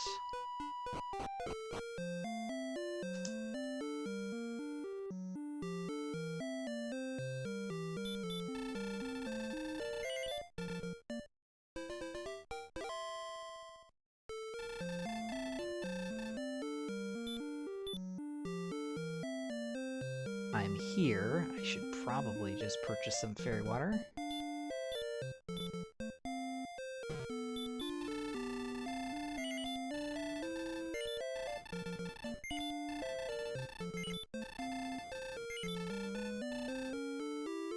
Who would want the spell of repel?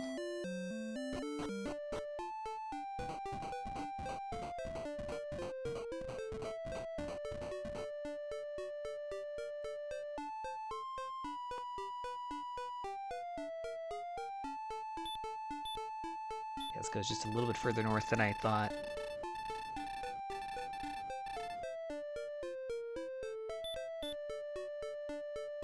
Of course, it's the Death Necklace, the thing I don't strictly need, but I suppose it'll be helpful given our stats. We have over 130 max HP.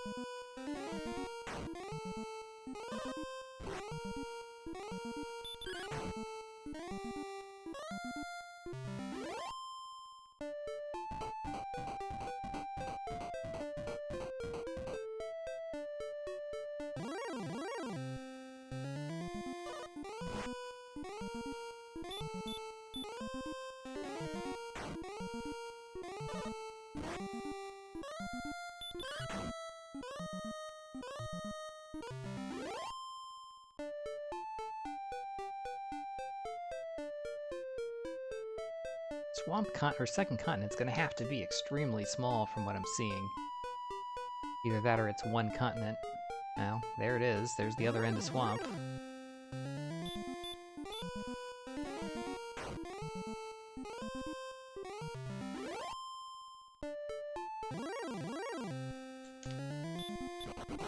So where is Sherlock?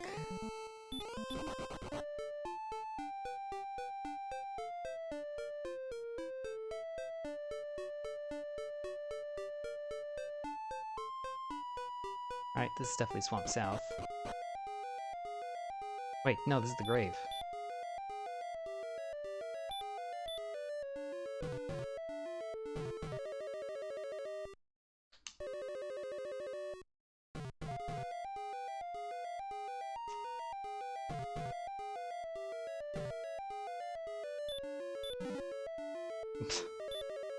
Okay, there's the armor.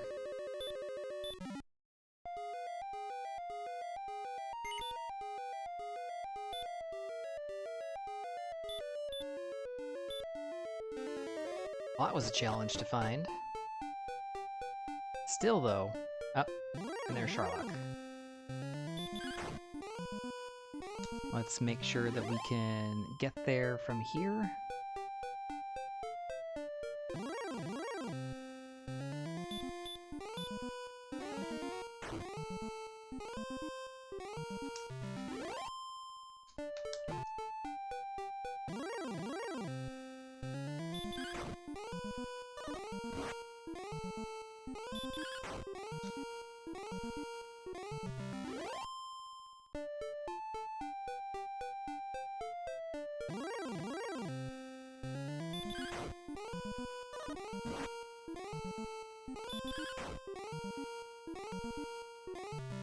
Look at the numbers. If we throw the death necklace on, we still only have 105 attack power, I think, so not very close.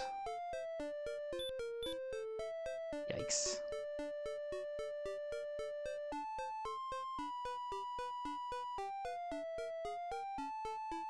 Alright, we cannot get there from here. There was perhaps a way north past the grave that I didn't look at.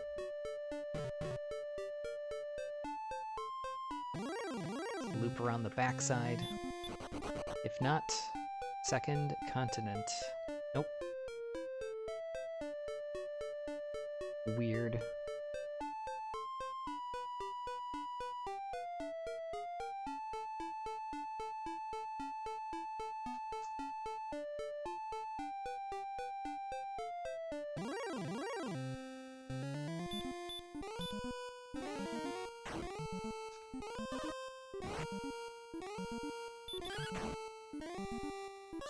Now this is where some of the new strategery and math really has to come in.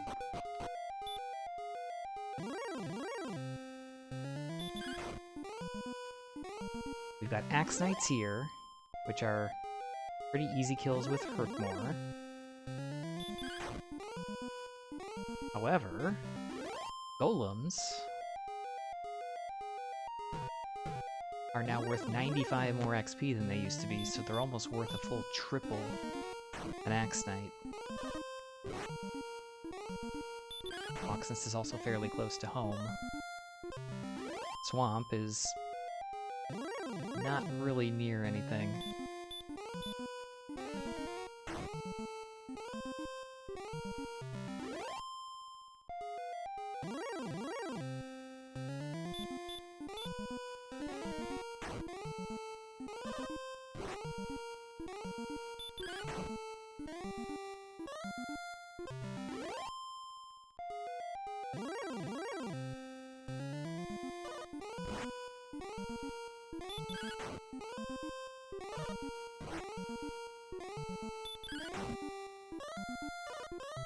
Given current stats, we probably need... Oh, we would need at least 30 strength plus another heal more. Let's put it that way. We are not very close.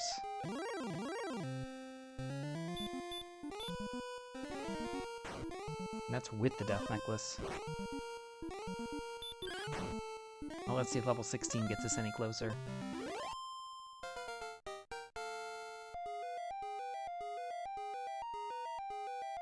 18's a long way to it. 112, Radiant Repel.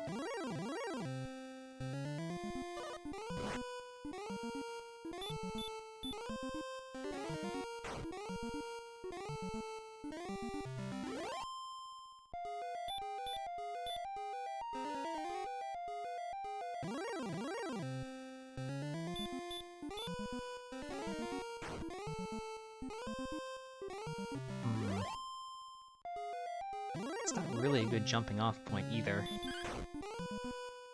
It's a very long walk. I guess it's not the longest walk, but it's definitely more than a single Fairy Water or Repel from Tanthagel to Swamp and then across to the second continent. We haven't actually even seen the second continent to see where Swamp is in relation to Charlock, but oh. Heal more. Gross.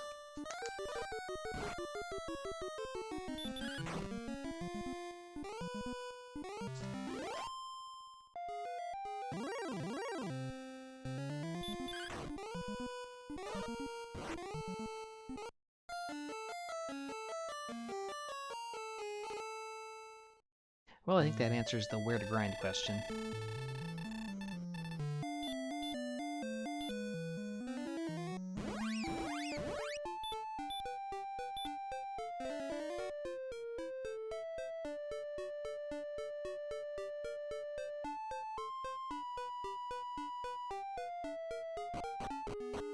Theoretically, there's also red dragons in here, also worth 350 XP. And they have 30% less HP than a golem. And hit just as hard, so...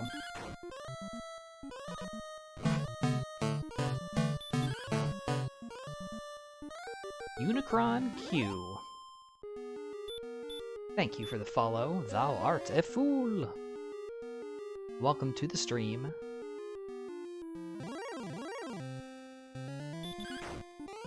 We are just in the grind and go mode of this particular Dragon Warrior Randomizer race.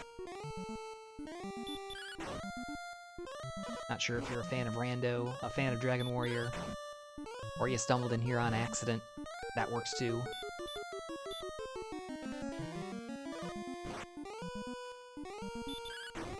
But feel free if you have any questions, comments, concerns, etc. Always here to have a chat. Just if you're watching anybody else race, no spoilers.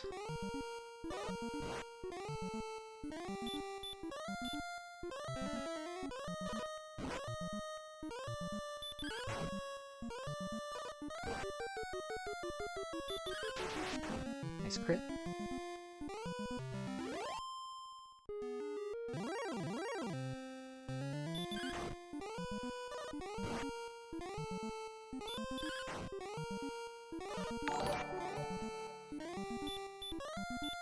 Apex Corvid with the raid.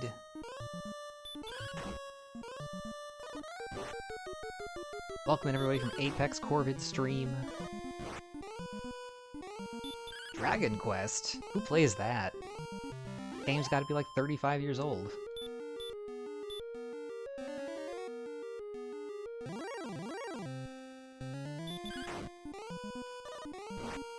Hey Big Daryl, welcome in.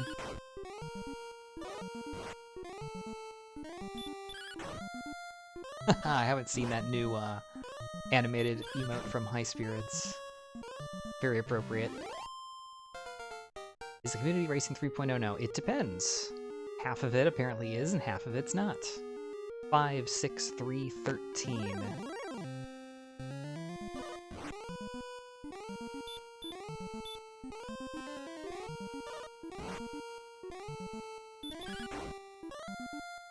It's close, but I don't think it's enough.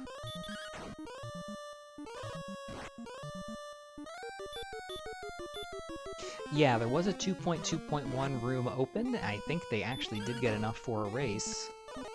But, a group of us decided 3.0 is the way to go.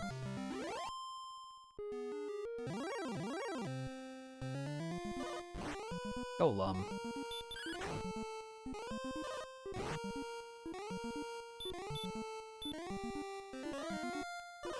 So how was your seed? Casual seed, I'm guessing?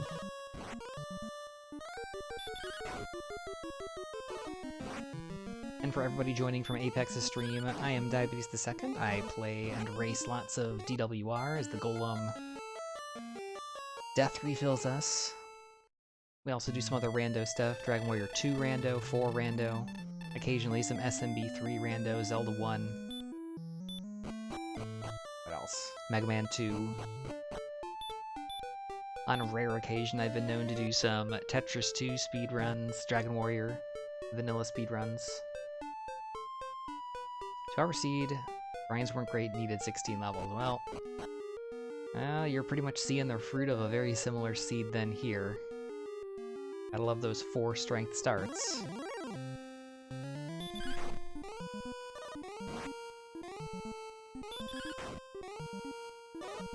I mean, I think I've played this pretty well, and we're 2 hours in. with no end to the grind in sight, although we did pick up 23 strength in the last 2 levels, so we're a lot closer now than we were.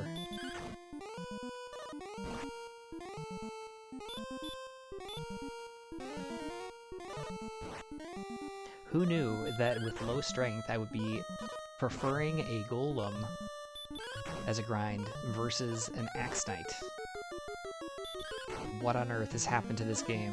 The meta has changed.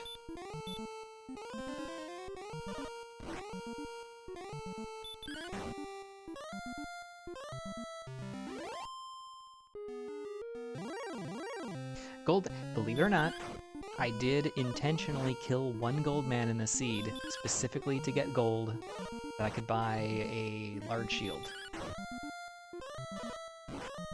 It happened.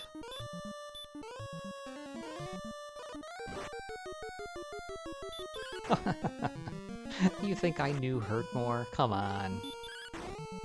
Hurtmore was... When did we learn Hurtmore? Level 12, 13? I don't know. It was a long time after it was wanted.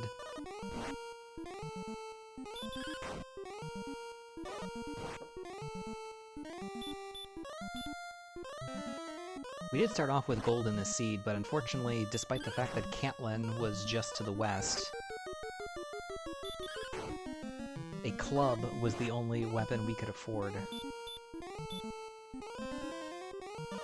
Next best thing was a broadsword, and that took us a good 30 minutes to grind for, the old-fashioned way.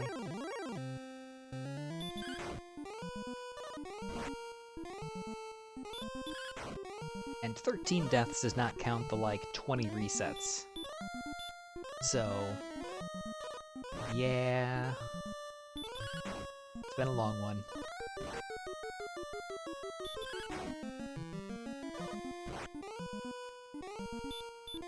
But yeah, it's really an interesting change. It's again, it's a couple of small changes that, in certain circumstances, can make big differences. Like, even if it were a 255 gold man, I probably would have gone ahead and killed it in the position that I was in.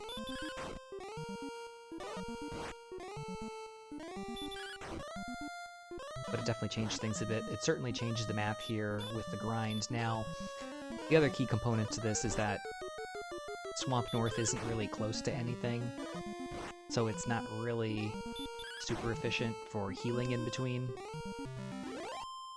And Hawksness is very close to home, so it seems to make sense that this would be the preferred 4-3-1-1.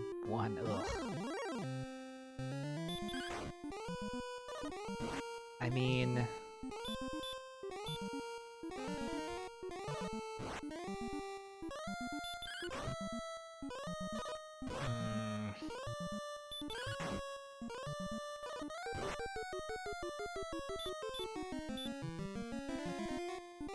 I believe that puts us at 132 attack power, 8 to 16, 12 on average, 13 attacks, 11 heal mores.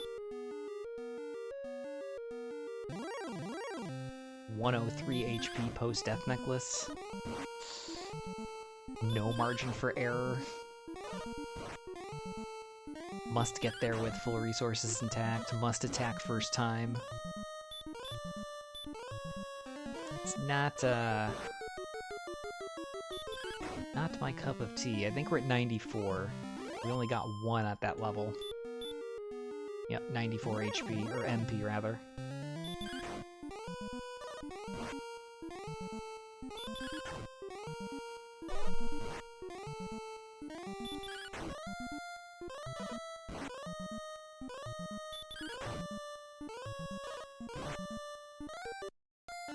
Okay. Thought I would get that one.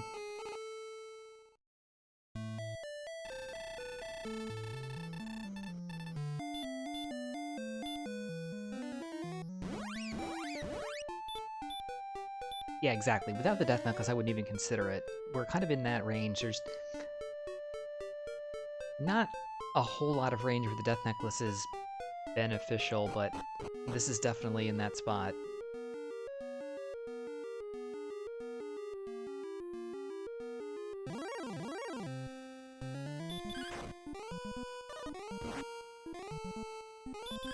It's like when attack power is like 116 to 124. Or HP greater than like 150 something. Like 155.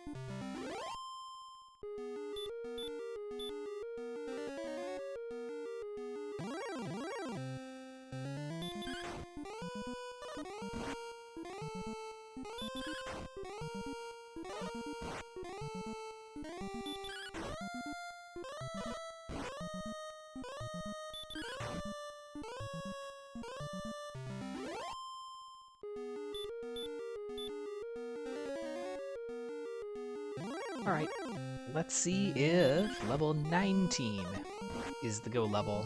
I think it pretty much has to be. I mean, if we get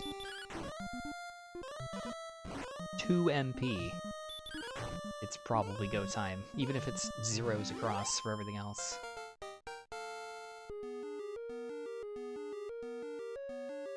$15.01.34. Okay.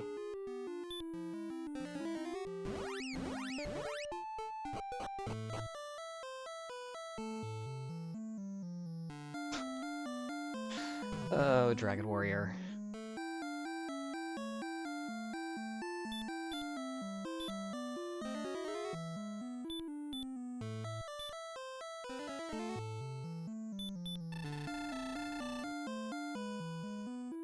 Nothing like going from, I don't know, all the stars need to align, and even then I've only got like a 25% chance of winning, to, I have 7 extra heal mores.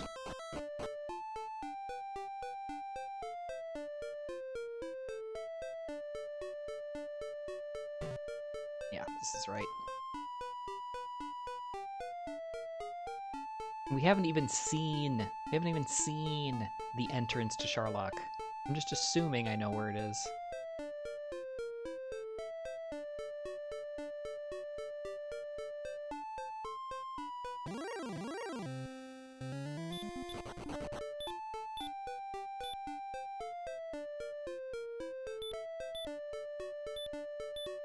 I did get my rainbow drop.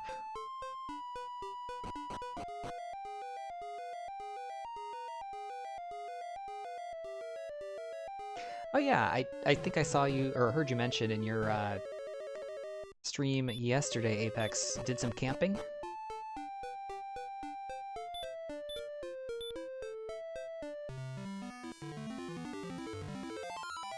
Sounds like a lot of fun. Joshua Tree, very cool. I'll be honest, I haven't gone more than about 40 miles west of the Mississippi in my lifetime, so my experience in that area is not high.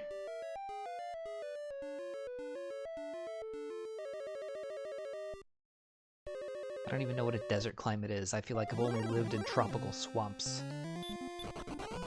You know, the swamps of Kentucky, the swamps of northern Ohio,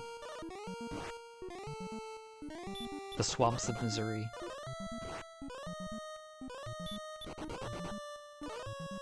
Really? You do have 80+ agility. Glad to hear it was fun. Solo trip or friend trip? Honestly, I could see the merits for either.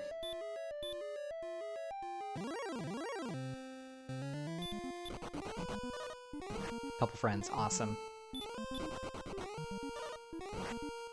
Again, 82 agility.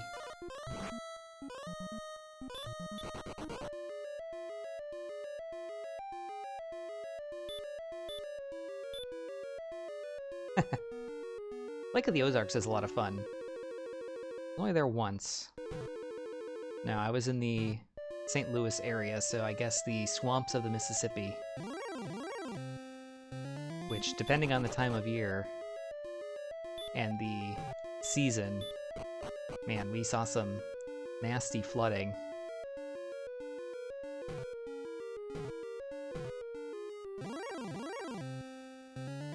Alright, this is the diamond floor for those of you keeping score at home.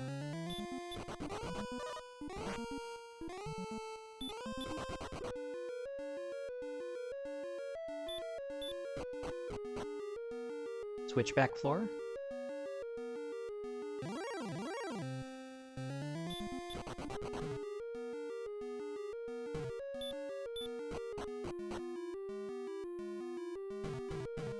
Oops.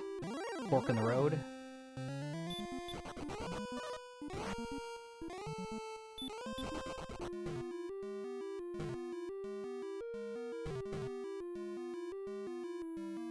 I suppose by that logic, only one city.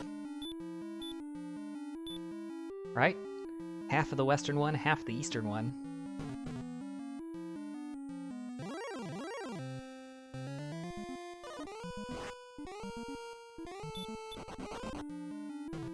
Although realistically, 95% of St. Louis is in Missouri, and Kansas City, I mean, it's certainly more than half. I spent a little bit of time in Columbia, not much, and then Jeff City, nobody goes to Jeff City. It's the state capital in name only. It's the only thing that happens there that anybody cares about, and even then they don't really care.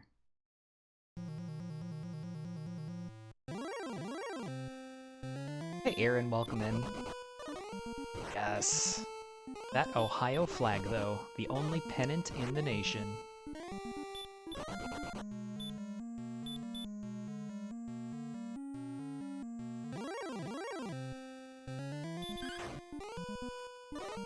Alright, red dragon on the spike.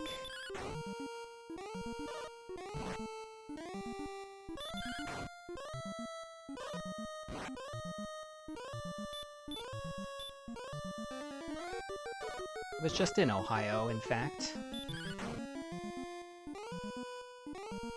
for the holiday.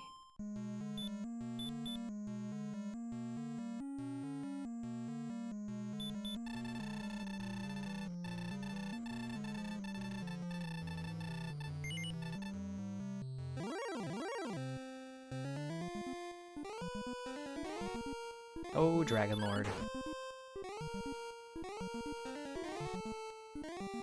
I think we're gonna go Sans Death Necklace on this one. Just don't like the idea of having a, what, 104 max HP or something. Alright, 13. Let's just not miss menu, please. 31.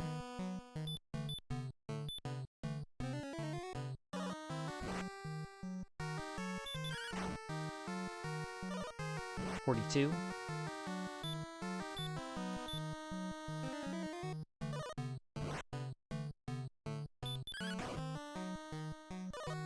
60. 76. Again, this should be a free fight. I should have like 5 or 6 extra heal mores. 91.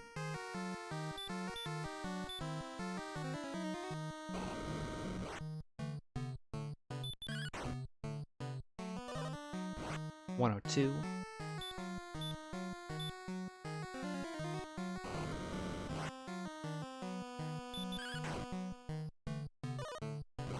113.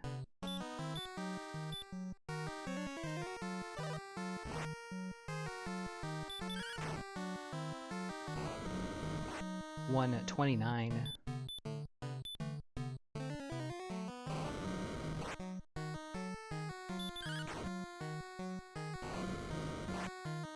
145. No reason to take a risky swing at 47.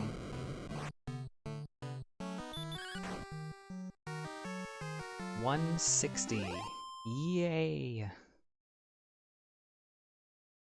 It is finally over.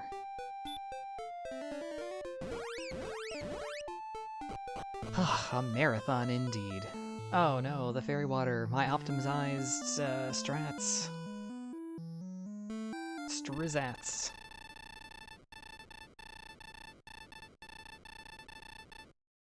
Gwaylin, please.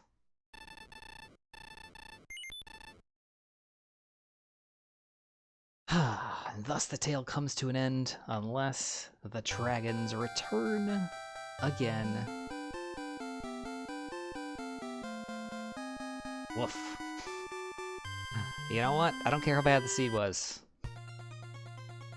A win's a win. And we get to see this lovely credit sequence from McGrew. We've got some bloody tears to go with it. Castlevania 2.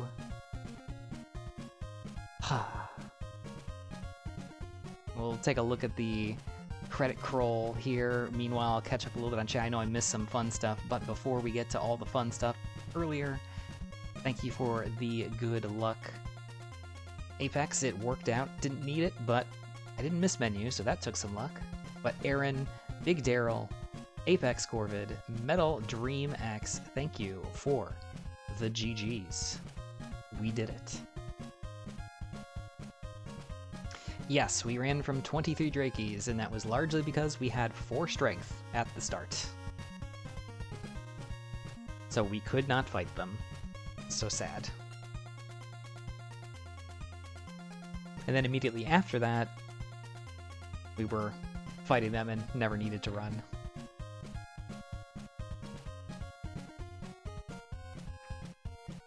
Yeah, this really doesn't do justice to it because we probably quote-unquote died to at least 15 additional Drolls, Druins, Magidrakes, Magicians, Scorpions, Metal Scorpions, etc. in this one because we reset probably at least 15 times in the early game in order to port our cache over to Cantlin. Unfortunately, we had about 25 desert and mountain tiles to cross over to get there, and zones 0 and 1 were a little shaky.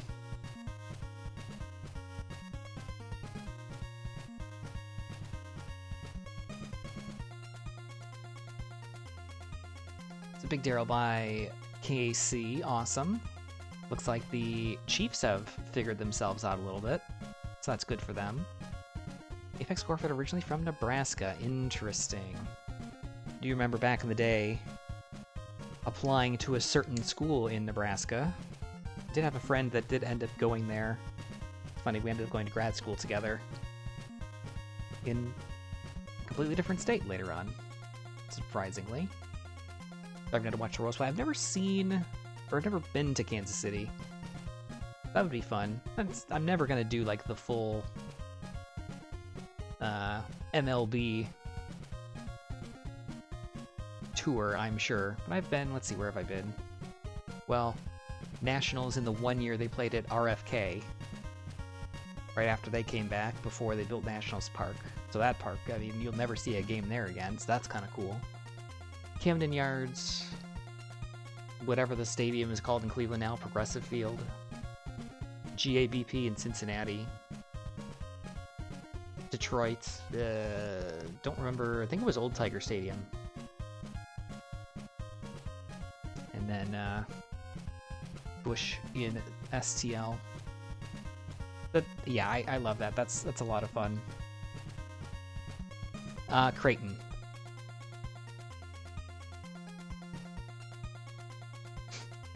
Whatever the team is called in Cleveland. I believe it's called the Cleveland Baseball Team. CBL, it's just a block C is their logo. It took inspiration from a certain other team that after multiple years still hasn't come up with anything.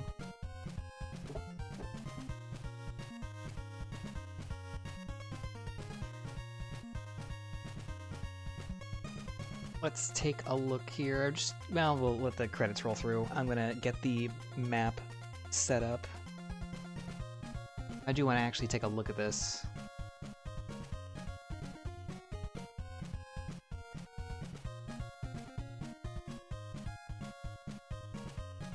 No surprise that no healer hurt. Both of them came after we had better options. 90 heal mores. 591 attacks. That's crazy. Less than 100 bonks, though. Sleep was very useful in the early game as well. Yep, we ran from a lot of Drakies.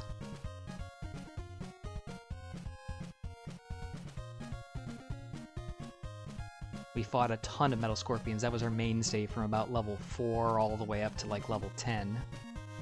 Not a lot of mid-game enemies except for the Rogue Scorpion and the Golem Grind at the end.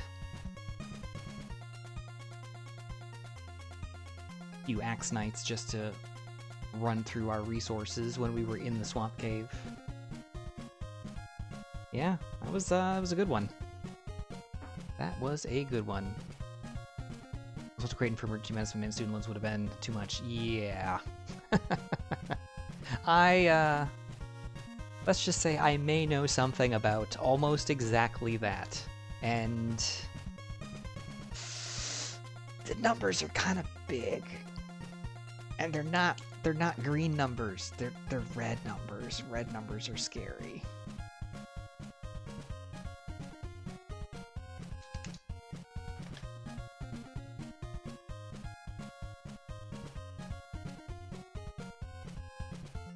Yeah, it's definitely a life to commit to, and definitely not easy to do so either.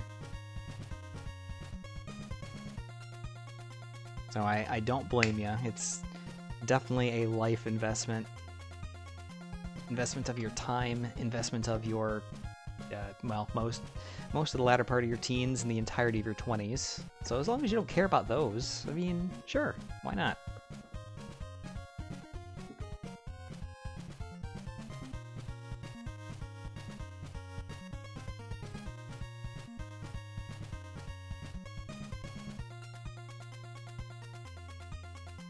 Oh, Unicron, you're in Columbus. Awesome. Again, I was up in Northeast Ohio and just drove through there a couple days ago.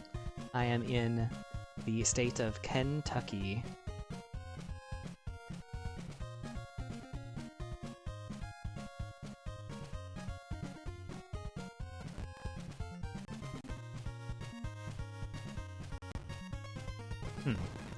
Oh wow, these credits do not like me opening up a menu. That doesn't happen in the old version.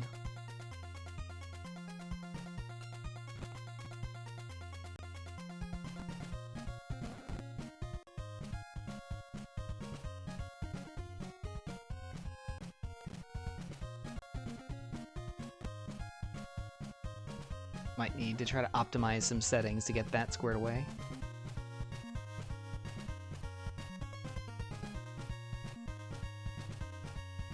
The group, but in Kentucky would look beautiful parts. Yeah, it's one of those things, probably like a lot of places in quote-unquote flyover country. I mean, I've pretty much lived in it my entire life. Not Kentucky, but quote-unquote flyover country. All the stuff between the coasts. And it just depends. You may have to find what you're looking for, but it's definitely out there. If you like horses and you like bourbon, you found the right place.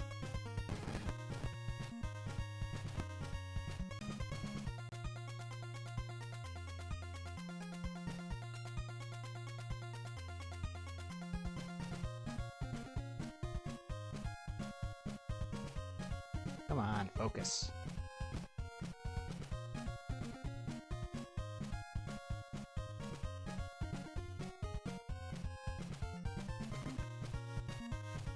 Alright, looks good.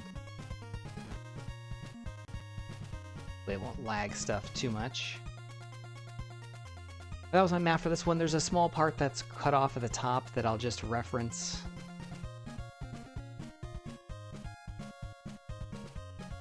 Known to imbibe in both. Fair enough. Yeah, I was not really a big bourbon drinker, although it was kind of a natural extension. Whiskey's generally my drink of choice, and bourbon is a type of whiskey, so that works. Pardon the multicolors. I think I've determined that the source of my issues with markers isn't the markers, it's the board. Because these are markers that are less than 2 weeks, or in some cases 2 days old, and they're already streaky and a mess, and I think it's more to do with the board than anything else. It's either the cleaning solution that I use or the fact that it's ancient and the coating is probably completely worn away to the point that it's just not good for the markers anymore. Sadly. You like Moonshine? You know, I haven't, but I also value my eyesight and living. The problem with Moonshine is if you don't get it from somebody that knows what they're doing, the risk of methanol poisoning is high, and if you don't get to medical attention or recognize it fast enough, which, shockingly, when you've been drinking, can be difficult, especially very high-proof alcohol, that can be a problem, so just be careful. PSA from Diabetes. So yes, this is the map for this one. As you can see, it was expansive. 4 strength start, 7 agility, 11 HP, not loving that new growth curve, and no MP, no spells. Started off Tanthagel right here. Didn't have anything immediately nearby. We were in the desert, which is great. There were slimes in the opening zone, great. But we also did have gold, and there was that push to go and find and explore and see if we could get a town. Of course, naturally, we went east first and found Hawksness, not helpful. We walked a little bit to the north and died, and then eventually we did find Cantlin to the west. That was probably 6 or 7 minutes in that we finally got that far. And we did get in and see that we had a club, leather armor, not much else that we could really afford. Broadsword was the next cheapest weapon. Chainmail was there, larger shield was there, but we couldn't afford the large shield. So because I just kind of let myself die and explore, anticipating just resetting to get the gold and go again, shockingly, it was incredibly difficult to walk this very small distance between these two because this was all desert and mountain tiles. And desert and mountain tiles means high encounter rate, and there were times that in that 20 or 25 tile walk, we got into 6, 7, 8, 9, 10 encounters. And we just could not make it through. We probably reset at least a good 12 to 15 times. What was the problem? Magidrakes had Dragonlord Breath. Druins had Dragonlord Breath. Drolls had Dragonlord Breath. And the zone was otherwise filled with metal scorpions, and it was just not a good time. So we did a lot of resetting, and with only 7 agility, we were having trouble even running away from things like magicians, so not fun. Going at the new curve, HP seems like it can be a lot lower. Yeah, so this growth curve is very similar to what we had. I think it was 2.1.2 before the curve got a buff. And the curve, it wasn't just the curve that got a buff, but the starting minimum HP specifically also had a buff. Because the old minimum used to be 10, and I think it went up to like 18, and now it's back down to 10. So that is something to get used to. It's definitely going to make swamp starts and swamp locks specifically more likely. When they can happen, they will happen more likely, and potentially it could make those weak starts much more challenging, because you might not be able to hack down something. With 4 strength, it's like if I've got 35 HP, I can still take down a Drake or a Ghost, or even a Magician potentially if it doesn't have any abilities. Just, doing 1 damage every other turn. But if you've only got 11 HP, you're going to struggle even to take down a Drakey in that case. You're going to be locked into just Slime Red Slime, and even then, it's possible to die, depending on what your defense is. So that's kind of... So I'm not looking forward to that, so I think starts could be slower, so I'm actually anticipating that seeds are going to be longer. The difference between this and 2.1.2 is that in 2.1.2 we did not have, or anything pre-2.2, you couldn't throw torches in fairy water. So that will mitigate it a little bit, but this was a case where until we got to town, where we fortunately were able to buy fairy waters, we just didn't have that option. But speaking of which, transitioning back in, we did reset out eventually. We got over to Cantlin by about 15 minutes, and that's where we picked up a chainmail, club, and 7 fairy waters, and we tried to be very diligent about using those back in Zone 0 to get kills. I think we ended up using all 7 to get kills, so that was really, really helpful. especially since we only gained another 4 strength over the next 2 levels. It wasn't until level 4 that we got a double-digit gain, and then it was single digits all the way to level 16. So it was a bit of a struggle.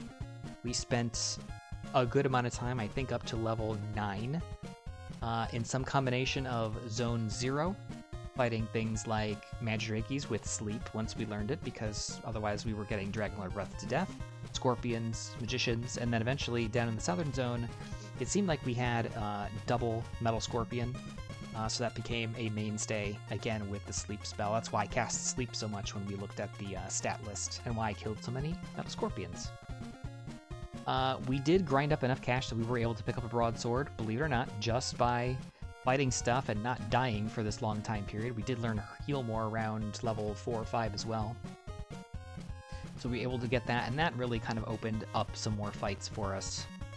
We found out that there was a Golem in Hawksness. We knew that was a non-starter. Maybe if it were a Stone Man with sleep, we could very slowly hack it down with a decent pool of NP and heal more, but not a Golem, not without the flute. Went to the north, found Staff Cave. We had a branch here, and actually, I take it back, we didn't even find the Staff Cave. When we got here the first time, we went east and saw a dead end. Then we went west and around, and we didn't see this. So we went west and around, and I think we did see the Jerk Cave, but didn't get any further past it. The next time through, we decided to go the right branch, found the Staff Cave. Still wasn't helpful. We didn't have the Harp yet. But we did find Breck past that. Breck had a Magic Armor, Silver Shield, so 2 big upgrades for us, should we ever get a gold grind going. And we found, to the east, we went south first and found Garenham. Couldn't do much there at that time. Looped back around, and then fortunately found Vermolder and got our key access. So that was really big. Potential mistake from my part. Probably, in this case, it would have been a good idea to immediately take those keys and parlay it into the checks that we can make.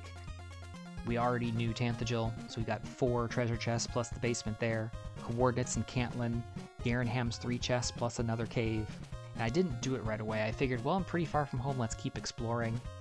Up here, past in the northeast corner, did turn out to be coal. And in coal, I believe we picked up the Silver Harp. So that was at least something that was required, so we did that.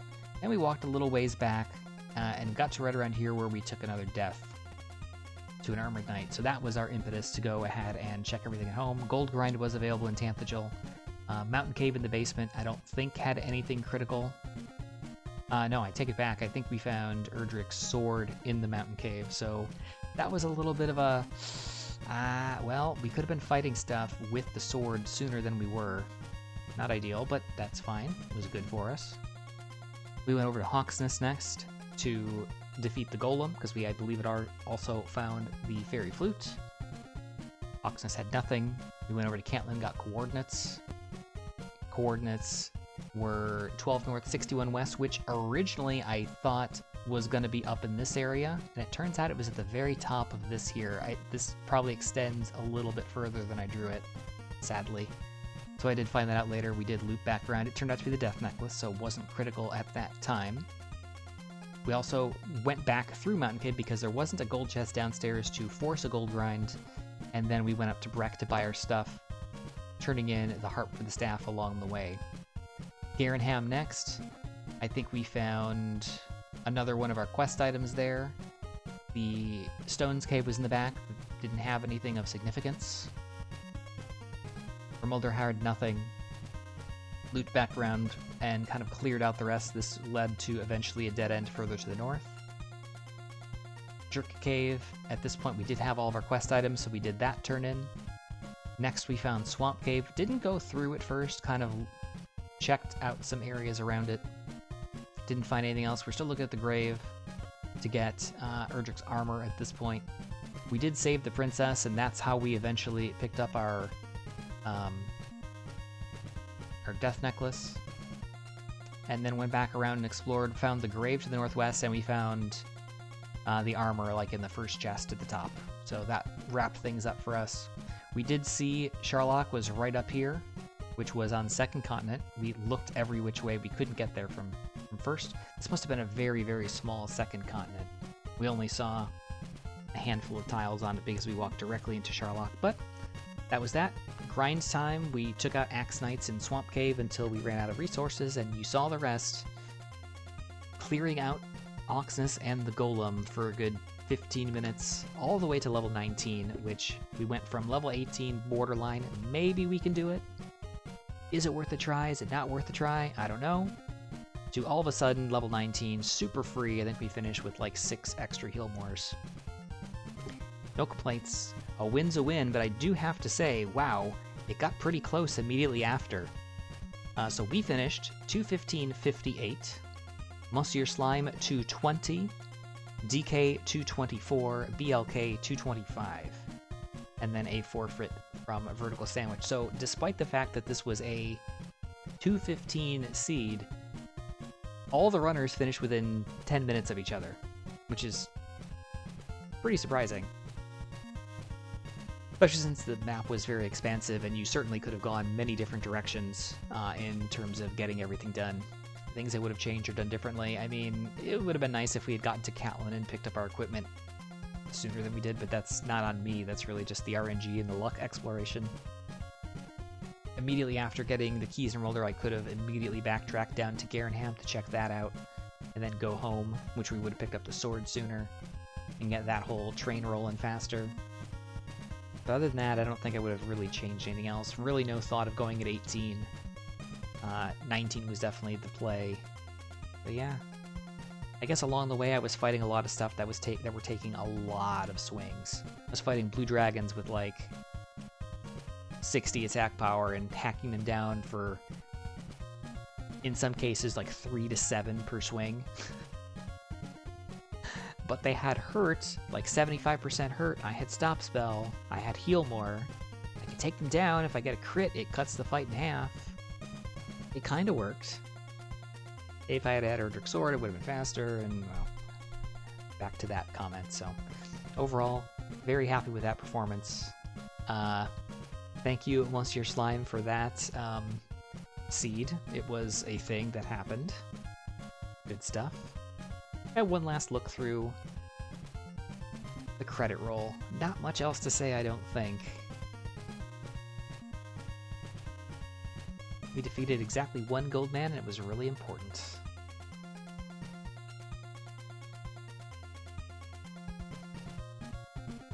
Yep. 6 of 6 blue dragons defeated. You don't see that very often. 27 sleep casts, never cast radiant, heal, or hurt. 11 returns is a lot. 19 crits, 10 dodges, and less than 100 bonks. We were ambushed 42 times. It's a lot of back attacks. I mean, I guess at the beginning when you have single-digit agility, that's going to happen.